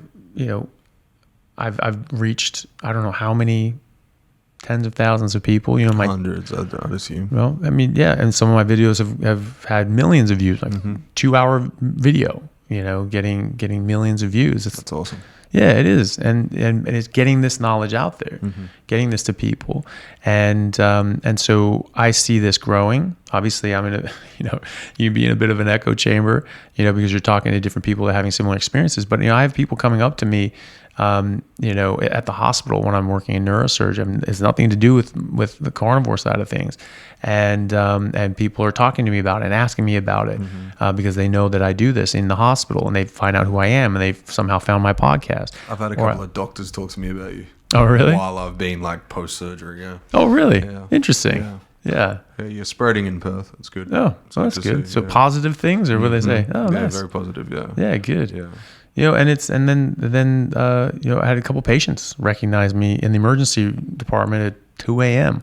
Awesome. You know, and I was treating them for a neurosurgical issue, and we were going and I was talking to this young man and sorting him out, getting him admitted, and then came back, just forgot one thing, just asked him one other question, and then he just says like, hey, you know, can I ask you a weird question? I was like, yeah, sure. He's like, do you like only eat meat? I'm like, yes. Like, you know, why do you ask? He's like, well, I actually follow you. I didn't know if it was you. I was like, yeah, that's me. He's like, oh, great. You know, I really like your channel and all that stuff. And I started doing it and I feel a lot better. It's great. I get messages all the time from people. That's really cool. They're getting better and healing different things. I get people telling me that they found me because their doctor told them to go carnivore. You know, that their oncologist said, you need to go carnivore, you know, to help your cancer treatment. More and more of it. You know, which is amazing, you know, and so it is growing. And I think at this point, the cat's out of the bag and there's enough people doing this. There's enough people talking about this. It's mainstream enough. It's sort of glimpsing into the mainstream that enough people sort of at least know the concept, even if they think it's weird or bad or stupid. They at least know about it. And when you start seeing more and more people benefit from it and improve upon it and get better and reverse Crohn's and ulcerative colitis and heal major illnesses like diabetes, which was never thought to be reversible. That was just a chronic disease. It's only going to get worse. That's it. You can temporize it. You can slow it down with diet and lifestyle and medication, but it only gets worse. It's a progressive disease. These are all progressive diseases. They're not. If something's going to make them progress, they can make them regress as well. Yeah, of course. You just have to figure out what that is. I think people get into the alignment of thinking that certain diseases are static and they will never change. They'll just be that way for the rest of the time. But if you change, you are the host of that disease. You are the host of ease. You are the host of disease, and you can fluctuate. You can make that change into being a healthier human. Yeah. Into being a healthier vessel for more nutrients and more affectatious and efficacy of function, for sure. Yeah, well, and you know, just being the healthiest version of yourself that you can be, you're going to weather the storm of any sort of disease. But I mean, these diseases have gotten more prevalent, right? So something's doing that in the environment. So this isn't just something like X percentage of people are going to have this problem because this is X percentage of people have had this problem forever. Yes. This is new. So we're having, and it's decade after decade. Every decade, this is getting worse. These things are getting worse. And there's apparently 400% more cases of ulcerative colitis and Crohn's disease in every single hospital in Perth, Australia, right now. Than last year or before COVID. Before COVID. Yeah. So sitting at home, that kind of stress, whether it be, I don't want to say it was a jab or anything like that. I think it's more just like the aloneness of being locked in and just eating shit. Environmental, you know, and just being told, hey, here's this candies and cookies and not cakes, exercising, fucking off, all that. Yeah, and just you're eating junk food. You're getting Uber Eats, you know, and you're sitting at home on lockdown, and you just get very, just very damaging, habits and lifestyles, and then you just perpetuate them and you just keep going, you know. And so I could certainly see that, and and so that's the thing, you know, if this is going up for a reason, you find that reason, you remove that reason, it goes away, right? So you should not think that this is just how the world works. It's not how the world works. This is the world going wrong. The world used to work in better ways than this. Obviously, we've improved on a lot of things, but this illness, this chronic disease rash, is out of control. You know, this is not how people are supposed to be. Animals in the wild, life in nature, is healthy. You know, we don't have a bunch of trees and maples that are just sick all the time and getting infections and rotting and all that stuff. It just doesn't agree with life. It's not compatible for survival. Yes. Lions just aren't sickly and getting colds and cancer and arthritis and exactly. Yeah. You know, they don't get all these. Oh well, they die young. Animals in the zoo. What about them? They don't lose their teeth unless they're being fed crap. They're being fed the wrong thing. Yeah, they'll lose their teeth. Yeah. You know, you lose your teeth, you lose your life in the wild because you can't eat. That's a good point. Right. I saw a video of a cheetah and its fucking jaw was hanging off. I was like, nasty. You're dead. Yeah. Well, there's one with a lion that got bitten by a hippo, bitten on its I face. saw that. That was wild, gnarly. bro. That, and you just see the pain in its eyes, and it was like trying to drink, but it couldn't. Yeah. Apparently, from the comments in that, they sort of rescued it and did like emergency surgery. Yeah, they reattached the jaw. And then fixed it, which is, well, it's nice. It would be, ours to. But we're not Apex. Exactly. We couldn't possibly catch that thing. No, of course not. Yeah. I didn't mean to shoot you in the foot or anything by asking you any of that, by the way. I wasn't trying to propagandize a conflict. I was basically trying to get there's been a conflict. Yeah. Trying to get a bit of an explanation, rebuttal to what he had said to me, because of just like, I was just so like, are you stuck in your ways or what? Like it just made me think like, well, he's just, yeah. So the thing is that I've gone at it with him several times. He does not engage when he just gets shown up. So when I responded to him saying, oh, well, why don't you fight this bear or a lion? You can even use a spear and stuff like that. I mean, he thinks that if you don't have big teeth and claws, that you're not an apex predator.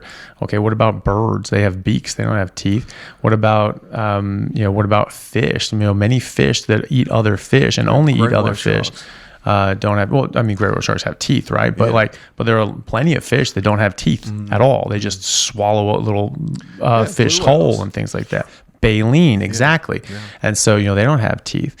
So, frogs, they don't have teeth. Those bastards are voracious hunters. And so, the idea that you have to, predators are only this is stupid. If you're able to best an animal and eat it, that makes you a predator, right? And you're able to do that regularly as a species, and that's how your species survives. Then your species is a predator. And if you're at the top of the food chain, you've dominated every other species of animal on Earth in land, sea, and air, then you are the apex of apex predators. We're not even apex predators; we're termed super predators because we wipe out so many other animals. Yeah. And we hunt animals not even for food, but just for sport and for decoration. Yeah. And that's not recent. There was a Smithsonian article that I found that showed that, suspected that early humans hunted cave lions to extinction for throw rugs because they liked the pelts. Nice. Now who knows what their motivations were? It could be that they were just predators and they were competing and they found them dangerous, and so they wanted to wipe them out, and they used them as throw rugs. We found a lot of these pelts around, but ate them too. I'm sure they did. Yeah. And but it's just this bleeding ignorance, that he didn't even bother to look it up. You know what I mean? Yeah. And he does that a lot. And so I've seen him just be so aggressive, just unnecessarily aggressive to people. I had a friend of mine, Natalie West, that's a clinical psychotherapist, and she's been in practice for 20 years, right? And she's read copious amounts of studies and had 20 years of clinical practice. There was something that Layne said, and he thinks he's all the bee's knees about everything medical. I mean, the guy is not a doctor or a clinician. Yeah, no. I'm sorry you didn't get into medical school. Maybe you should have studied harder. But you know what? He's not, and he never will be with that. If he, it just continues on as he is. Like, he has to actually go to medical school and become a doctor and go through clinical and get clinical training. Until then, it's actually illegal and unethical for him to try to treat medical issues, which he does regularly. He tries to say that he knows everything about all these medical issues. He doesn't even treat them, and he doesn't have the training or the licensure to even talk about these things. And so he was talking about mental health things and just talking out of his ass. And so Natalie West started just saying, her totally nice, didn't like attack him or anything like that. She said, well, you look at my clinical experience, X, Y, and Z, and from the research of Harvard professor, Chris Palmer, who's done this study and this study, showing this and this and this, and blah blah blah blah blah. So it was a very well thought out, detailed, intelligent, reasonable response. And his response to that was, "Fuck your anecdotes." That was it. And it was just like, and I fucking went off on him and just showed how much of an idiot he was. And it's like, she's not talking about anecdotes. She's talking about clinical research being done at Harvard, you jackass, and 20 years of clinical experience. And but also talking like that to a woman, or just for no reason. I mean, it's just like, why not have a conversation? You know, he tries to say that. I saw him say once that it's like, oh, you know, when I didn't know anything, I just kept my mouth shut and I just listened because I knew I didn't know anything, so I just shut the fuck up and I listened. Then I learned and this and that. Like, buddy, you don't know shit now. You know, so what makes you think that? You know, it takes a lot of knowledge to understand just how ignorant we are. That guy hasn't gotten there yet. He doesn't even realize how ignorant he is. So he thinks he knows everything because he's so ignorant that he doesn't even realize how ignorant he is. You know, as the saying goes, it's 500 years old. It's a poem about the Pierian spring. It said, you know, drink deep or taste not the Pierian spring, because a little bit of knowledge is a dangerous thing. Is the Pierian spring is the fountain of knowledge. And so if you just have a little bit, you know, no, you don't want a little bit of knowledge. You need to drink deep. You need to have a lot of knowledge, or just stay the hell away from it. Because when you think you know everything and you don't know shit, you're a menace, and that's what he is. Yeah, I call it the infinite room of light and knowledge. If you were in a room that goes on forever and you have no lights on, you won't see shit. No. Right? You turn one light on, you're like, oh, fuck, how big is this room? You turn another light on, and you realize it goes on forever. Yeah. It's only until you've turned enough lights on that you can see that it's never going to end. No. Yeah. And if you're just sitting in a black room, you're just like, fuck, I know everything. This room's black. Yeah, exactly. Yeah. You know? But it's not. Yeah. Well, and that's the thing. You know, he just does that. And so, you know, he's made just absolutely ludicrous posts and ludicrous statements and ludicrous attacks on people. And I've gone after him, and he never cops it. Man. he never responds. He just runs away from it. You know, the guy's a coward. That's fucked. You know, and you know, he's been dodging, you know, debates with Paul Mason for years now. Paul Mason would absolutely wipe the floor with that guy. I've never seen anybody that knows more studies and clinical literature than Paul Mason. He only works 4 days a week so that he can have an entire day every week just to read studies. Whoa. Yeah, that's how he's I like that commitment. molded his it's not even commitment. He just wants to. He's super interested. It just really interests him. And so he just wants to know. He said, I only work 4 days a week because I want to have at least 1 day a week that I can dedicate to just reading studies, because there's just so many studies I want to read. And so he does it. Like, it's crazy. This guy is so well read. And you know, but that's the thing, you know, like, I don't think Layne is trying to help people. I think he's trying to help himself, and that's it. Audience is the issue, because if you take 100,000 people of the audience that's online that are watching these videos, some of them get millions, right? But if you take 100,000 people, how many of those people actually know what you fuckers are talking about? You guys are smart. You doctors, and he reads papers and whatnot. There's a point where I can't tell what you guys are saying to each other because you're talking in like long words and everything sounds Greek, right? But those people, there's an entertainment factor by having a rebuttal that has a little bit of attitude in it. And I think that's probably where he gets his one up, because he makes these little posts that give you a lot of attitude. But it's also it's not, you're making a rebuttal, but it's completely unilateral. Like, you're not exactly giving anybody a chance to rebut you back and show. It's a one-way video. Yeah, exactly. So, oh, well, this guy's an idiot because of this. It's just like, okay, but you know, they might say something that show that, you know, you actually don't know what you're talking about. It's a lot of what Layne does. Yeah. You know, he just goes and just tries to be aggressive and just shout people down. And people are like, oh yeah, that's great. Look at him, you know, taking people down. It's just like, no, he's just a jackass. He's just a petulant child that talks shit. You know, it's just like, does he do that in person? No. You know, when he's you know, I saw him at a conference in Denver. I went up to him and I shook his hand and patted him on the shoulder. Like, hey man, it's good to see you. You know, I wanted to actually start a conversation and actually sort of try to bury the hatchet, whatever. And he's just like, didn't say any of the shit that he was talking online. You know, he was like, oh, hi. Like, didn't say anything. He wasn't saying anything. So I was like, all right, well, I just want to say hi. You know, I walked off, you know. And then as soon as we're online again, he's talking shit. You know, so it's like, well, where was that? I was standing right in front of you. You know, why don't you talk shit to my face? You know? And so, you know, if you want to act like an adult, then let's act like adults, but act like adults on all platforms, on all forums. Like, why are you acting like an adult in front of people when you know, you're looking at them in the eye and not when you're safe behind a keyboard. Yeah. And it's just childish. Yeah, you're acting like a teenager with a camera as soon as you're not face to face with someone. Well, it's classic road rage, right? You're in a car and you're safe in your little bubble, and no one's pulling over, no one's getting out of the car to fight. That's so rare. And so people are just like, yeah, fuck you, I'll kill you. And it's just like they're just the biggest tough guys, and now you have that separation. Glass is gone. Yeah. Well, there's like some videos they did that with dogs. They were like barking at each other like between a gate, and they just open up the gate and they're like, cool. What's going on? And then they close it again. Yeah. That's the best. Well, people are like that too, man. Yeah. Of course.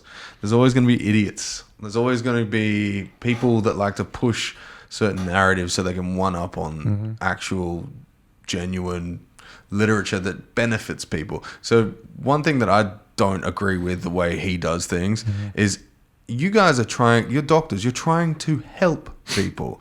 So by him pushing back on the help that you're giving, which is science-based help that has anecdotal and reflective information behind it. Or randomized controlled trials. All randomized controlled trials. Yeah.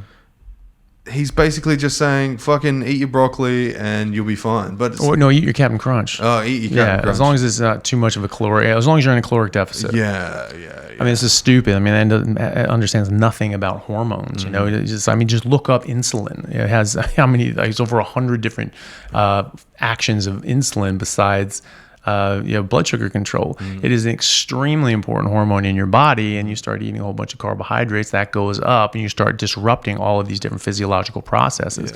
And you can cause PCOS in women, polycystic ovarian syndrome.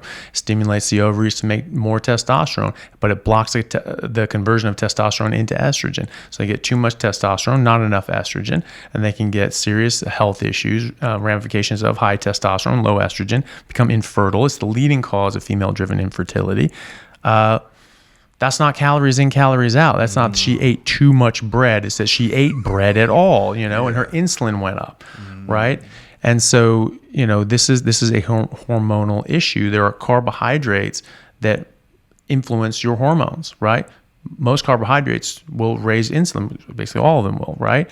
And so your blood sugar, your insulin goes up, your blood sugar goes up, all these sorts of things go up that causes damage in your body. It's not just about how much heat escapes when you burn them, right? There's hormonal influences. Fructose itself independently blocks and disrupts other hormones. It upregulates ghrelin, which is the hunger signal, and it blocks leptin, which is a satiety hormone, so it makes you overeat.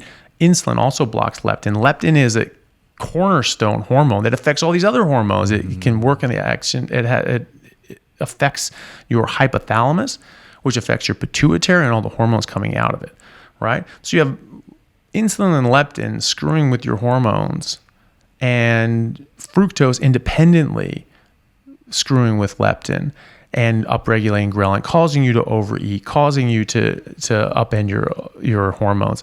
Like, why would you think this was so simple as just like, eat less, move more? Like, that has not fucking worked.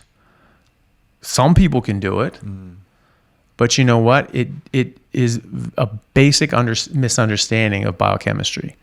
The different things you put in your body have different chemical interactions with the other chemicals and hormones in your body.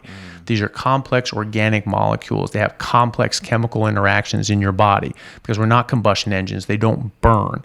They have chemical interactions. And so all those different carbohydrates, those are unique individual organic molecules that have unique individual chemical reactions in your body. The amino acids are unique organic chemicals that have unique chemical interactions. Same with the fatty acids. They are all unique. They all do different things in your body. Some are used for structural components. Some are used as energy. Some can be used as both. Some are only used as energy. Some have hormonal interactions. I mean, this is so complex. It is sophomoric to say that, it just comes down to how much calories go in. I mean, it is so dumb. It is so dumb. And the fact of the matter is that he doesn't treat patients. He doesn't see this. We're seeing this on the ground. we're seeing people get better. We're seeing, I've seen patients do this. Dr. Baker has had tons of patients that have not needed joint replacement surgery because their pain from their arthritis goes away, their diabetes goes away. Dr. Gary Fettke in Tasmania, he was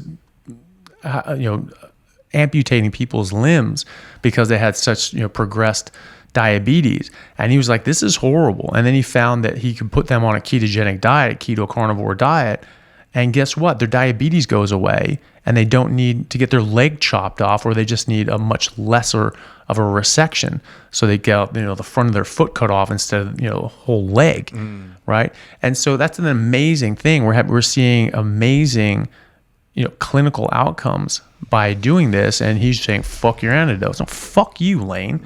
We're seeing this on the ground. I don't give a shit what a study says. If I do something for my patient and they get worse, or it perpetuates a disease state, or I do something else and it reverses their disease state and it gets them off medication, guess what, dickhead? I'm going to do that. And you're not a doctor. You don't treat patients, and you don't see that. And so how the hell would you know? So why are you talking shit about people who are doing this and actually helping people? And if you are treating patients, you should be brought up on charges because it's illegal. You're not a doctor. You don't have a license to practice medicine. So what the hell are you doing that? And if you're not treating patients, then you don't know what the hell you're talking about. And he doesn't know what he's talking about. And that's the thing. And the problem is he's so aggressive in his ignorance and arrogance that people just be like, I don't want to deal with it. And but I'm still that guy that's just like, you screaming and yelling, you want to fight? It's like, fucking, I guess if we have to. I'd rather just play the game we're playing. But if you want to get your face split open, I guess we can do that too. Because the thing is that you can't shy away from bullies, because it just makes him more aggressive, of course. And so people like him, he just yells at people and yells at people and yells at people to try to make them just go away, and he does these one-sided things, talking shit. People think, oh wow, look at him, oh he's so great. He's not. He's just a petulant child who's trying to make a name for himself, and he's doing that at the expense of people's health. He's doing that at the expense of actually furthering knowledge and furthering the advancement of these principles and treatments that are actually helping people. The ketogenic diet is the most studied diet in the world. In fact, it's really the only truly studied diet. It's only one studied in a rigorous fashion with randomized controlled trials on a large scale. The vegetarian diets, plant-based, other diets, that people like Dr. Gardner or Walter Willett do. You're giving someone a flyer once a year and saying, what did you eat this year? And then they're considering things like lasagna and pizza and fast food meat. And they're just saying, this is meat. It's only meat. And so when you eat less fast food, you eat less meat. And so when people eat less meat, they get healthier. What in God's name are you talking about? Why are we thinking for a second that is real science? Oh, but that's the human data. No, it's not. It's the propaganda. Yeah. And so normally, if it's on channel 7, channel 9 on the news, I'm not fucking. What the fuck? I don't even listen to the news anyway. Most of that stuff that comes up on media these days, if it's edited, most of the time I'm not going to listen to it.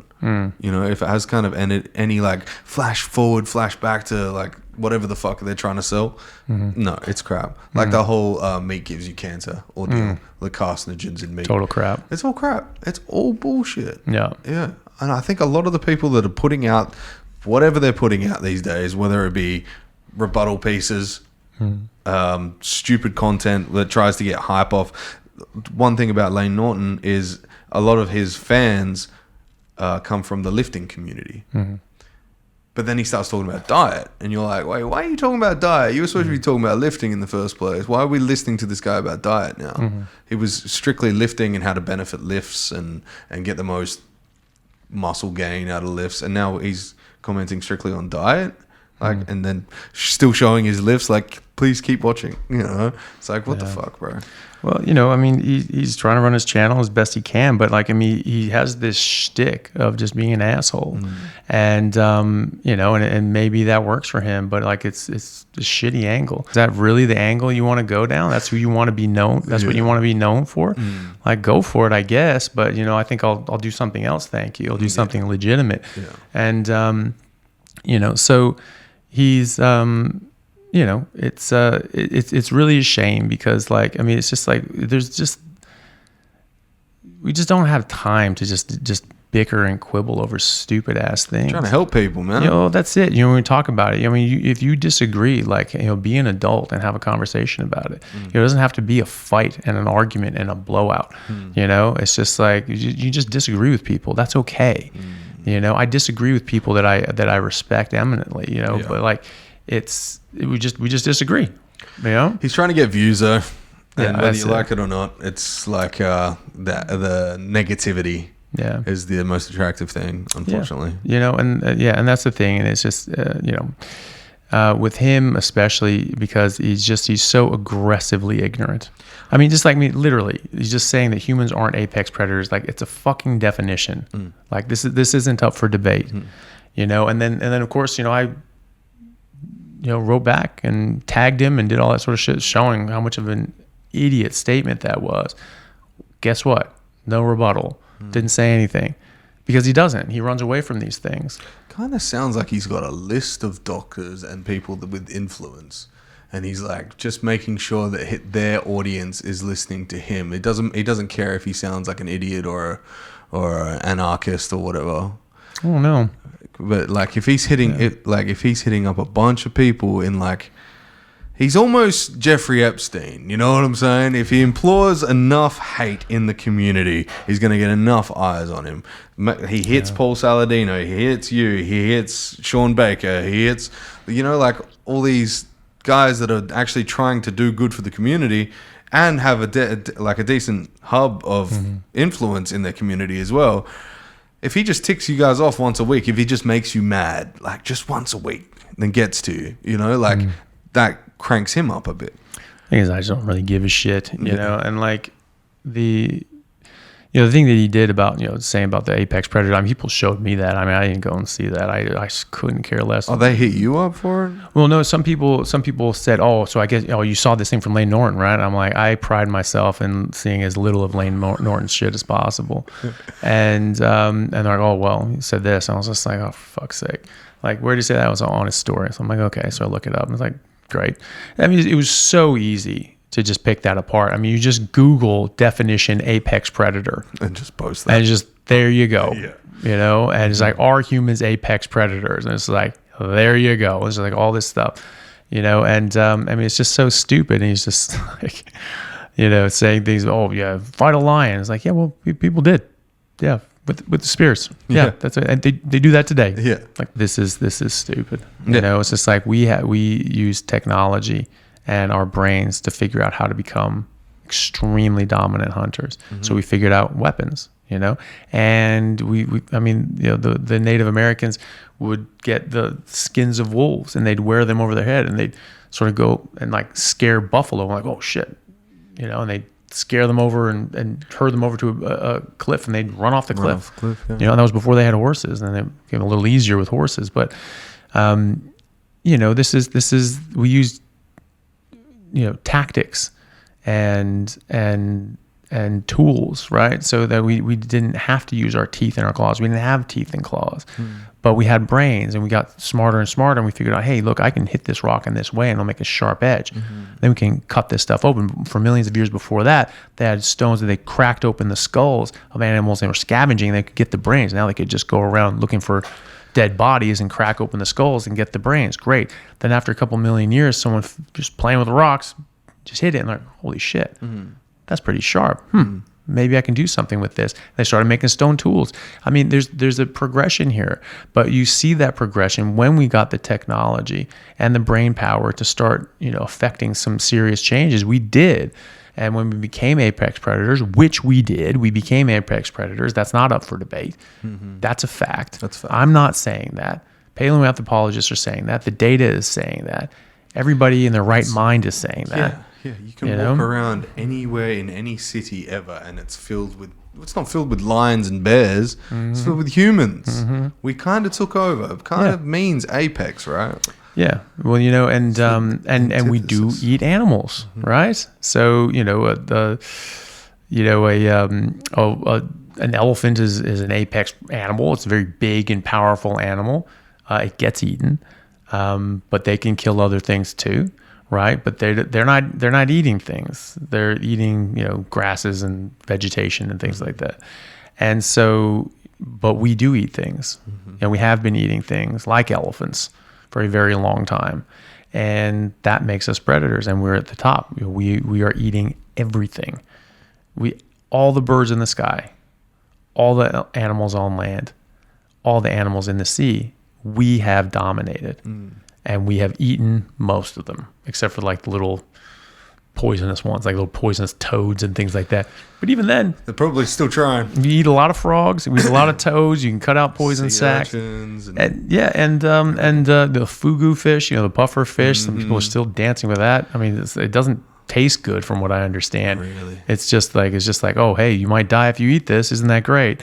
So it's like the experience, because you have to, someone who has the experience to cut this out perfectly and not leave any piece of the toxic element left in it. Like you have to be specially trained, and basically you have to have someone to put your balls on the line to, like, you might kill somebody and get sued and things like that. And so you go to this place and you spend all this money because it's just a status thing. Look at me, I can do this. And it's like, okay, well, there are like rhino horn some soup. Dumber things on earth, but not many. Yeah. Have you heard of rhino horn soup? Not the soup, but I've heard of them using rhino horns. Yeah, rhino horn soup is apparently what's like oysters? Fucking make you horny. Oh yeah. It was like an aphrodisiac sort of thing. That's the word. Aphrodisiac in China. Crazy.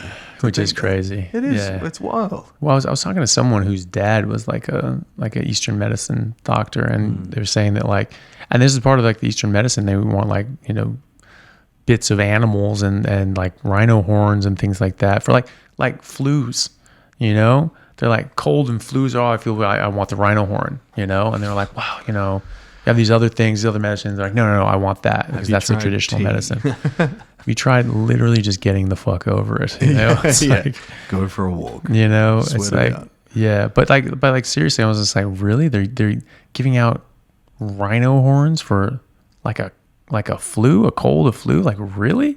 Like, that's what we're doing here? Like, Jesus Christ.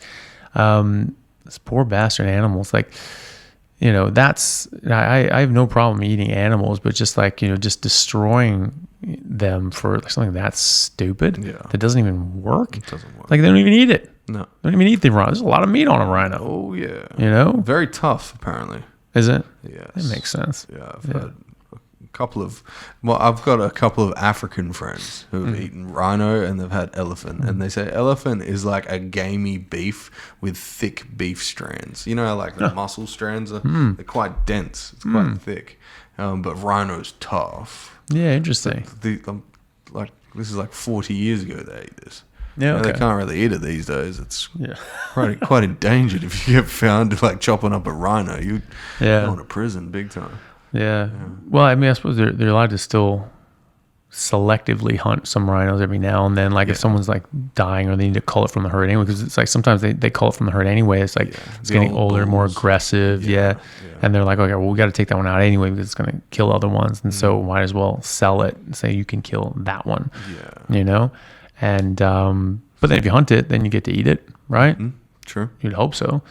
There was one, it was like a black rhino. They hadn't been able to hunt black rhinos forever, but there's one, the thing was dying, it was like, they were saying it was about ready to die. It was older, it was blind and it was probably going to die. And like someone was saying, it's like, hey, I'll give, this preserve, like, $500,000 or something like that to hunt this rhino.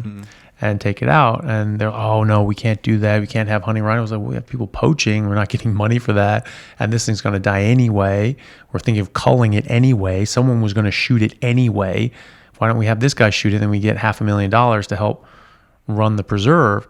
and they're sort of going back and forth on if they would get permission from the government, things like that, and then the thing died.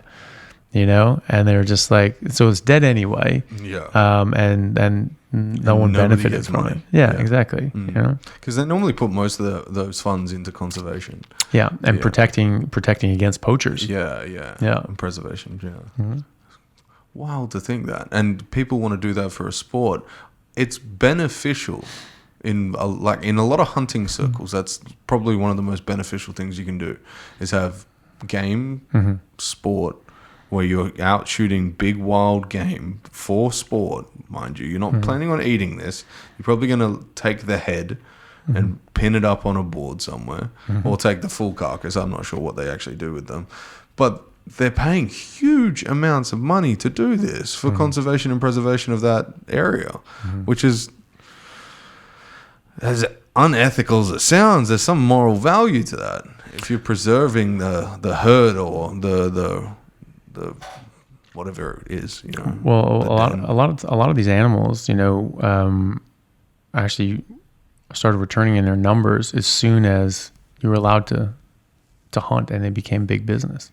Because all of a sudden that those animals became valuable, and it became more valuable to just have that land be wild and have a whole bunch of wild animals on your land than to kill all the animals and put cattle on it. So that's what they did.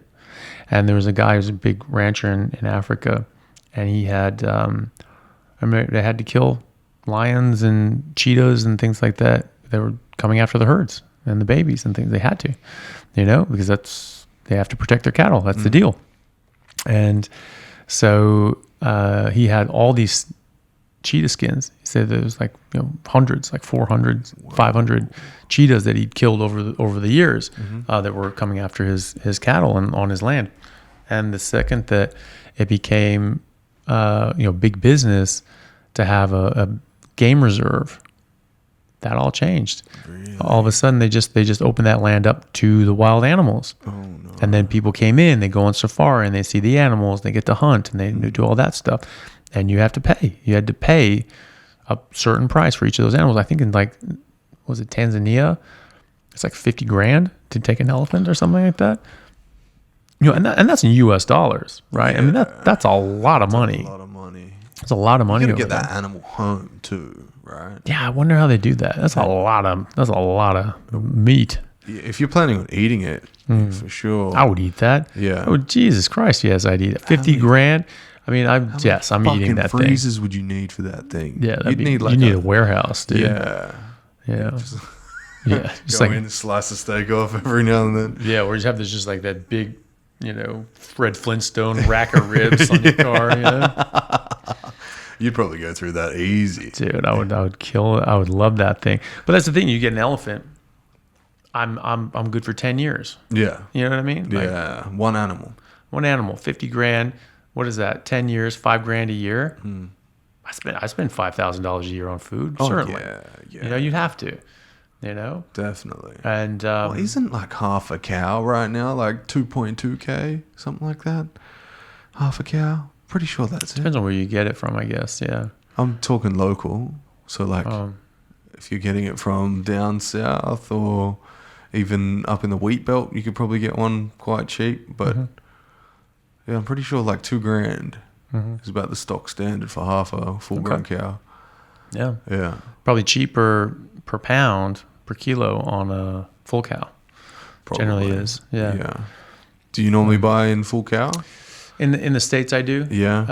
I found it more difficult here. Yeah. And it's very straightforward in America. You just talk to the butcher, you can talk to a butcher, but you just talk to the rancher. And it's half the price if you talk to the rancher than the butcher. Right. And because there's not a markup for them doing the legwork to go and find it and source it.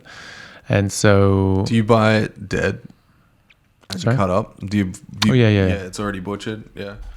Yeah, so that would include butcher's fees. So the last cow I bought was in the States, and I wanted to get an older cow because it's way better flavor. It's way more concentrated, beefy flavor, probably because it has just more nutrients, more time to deposit nutrients. And this thing had only eaten grass its entire life. It was just amazing. And it was 10 years old. It was the best tasting meat I've ever had in my life. And it's also just sort of from an ethical side of things. It's had a full life. They were culling it from the herd that the animal was going to die anyway. Yeah. And so they normally just use it as hamburger because they think, oh, it's too tough if it's older.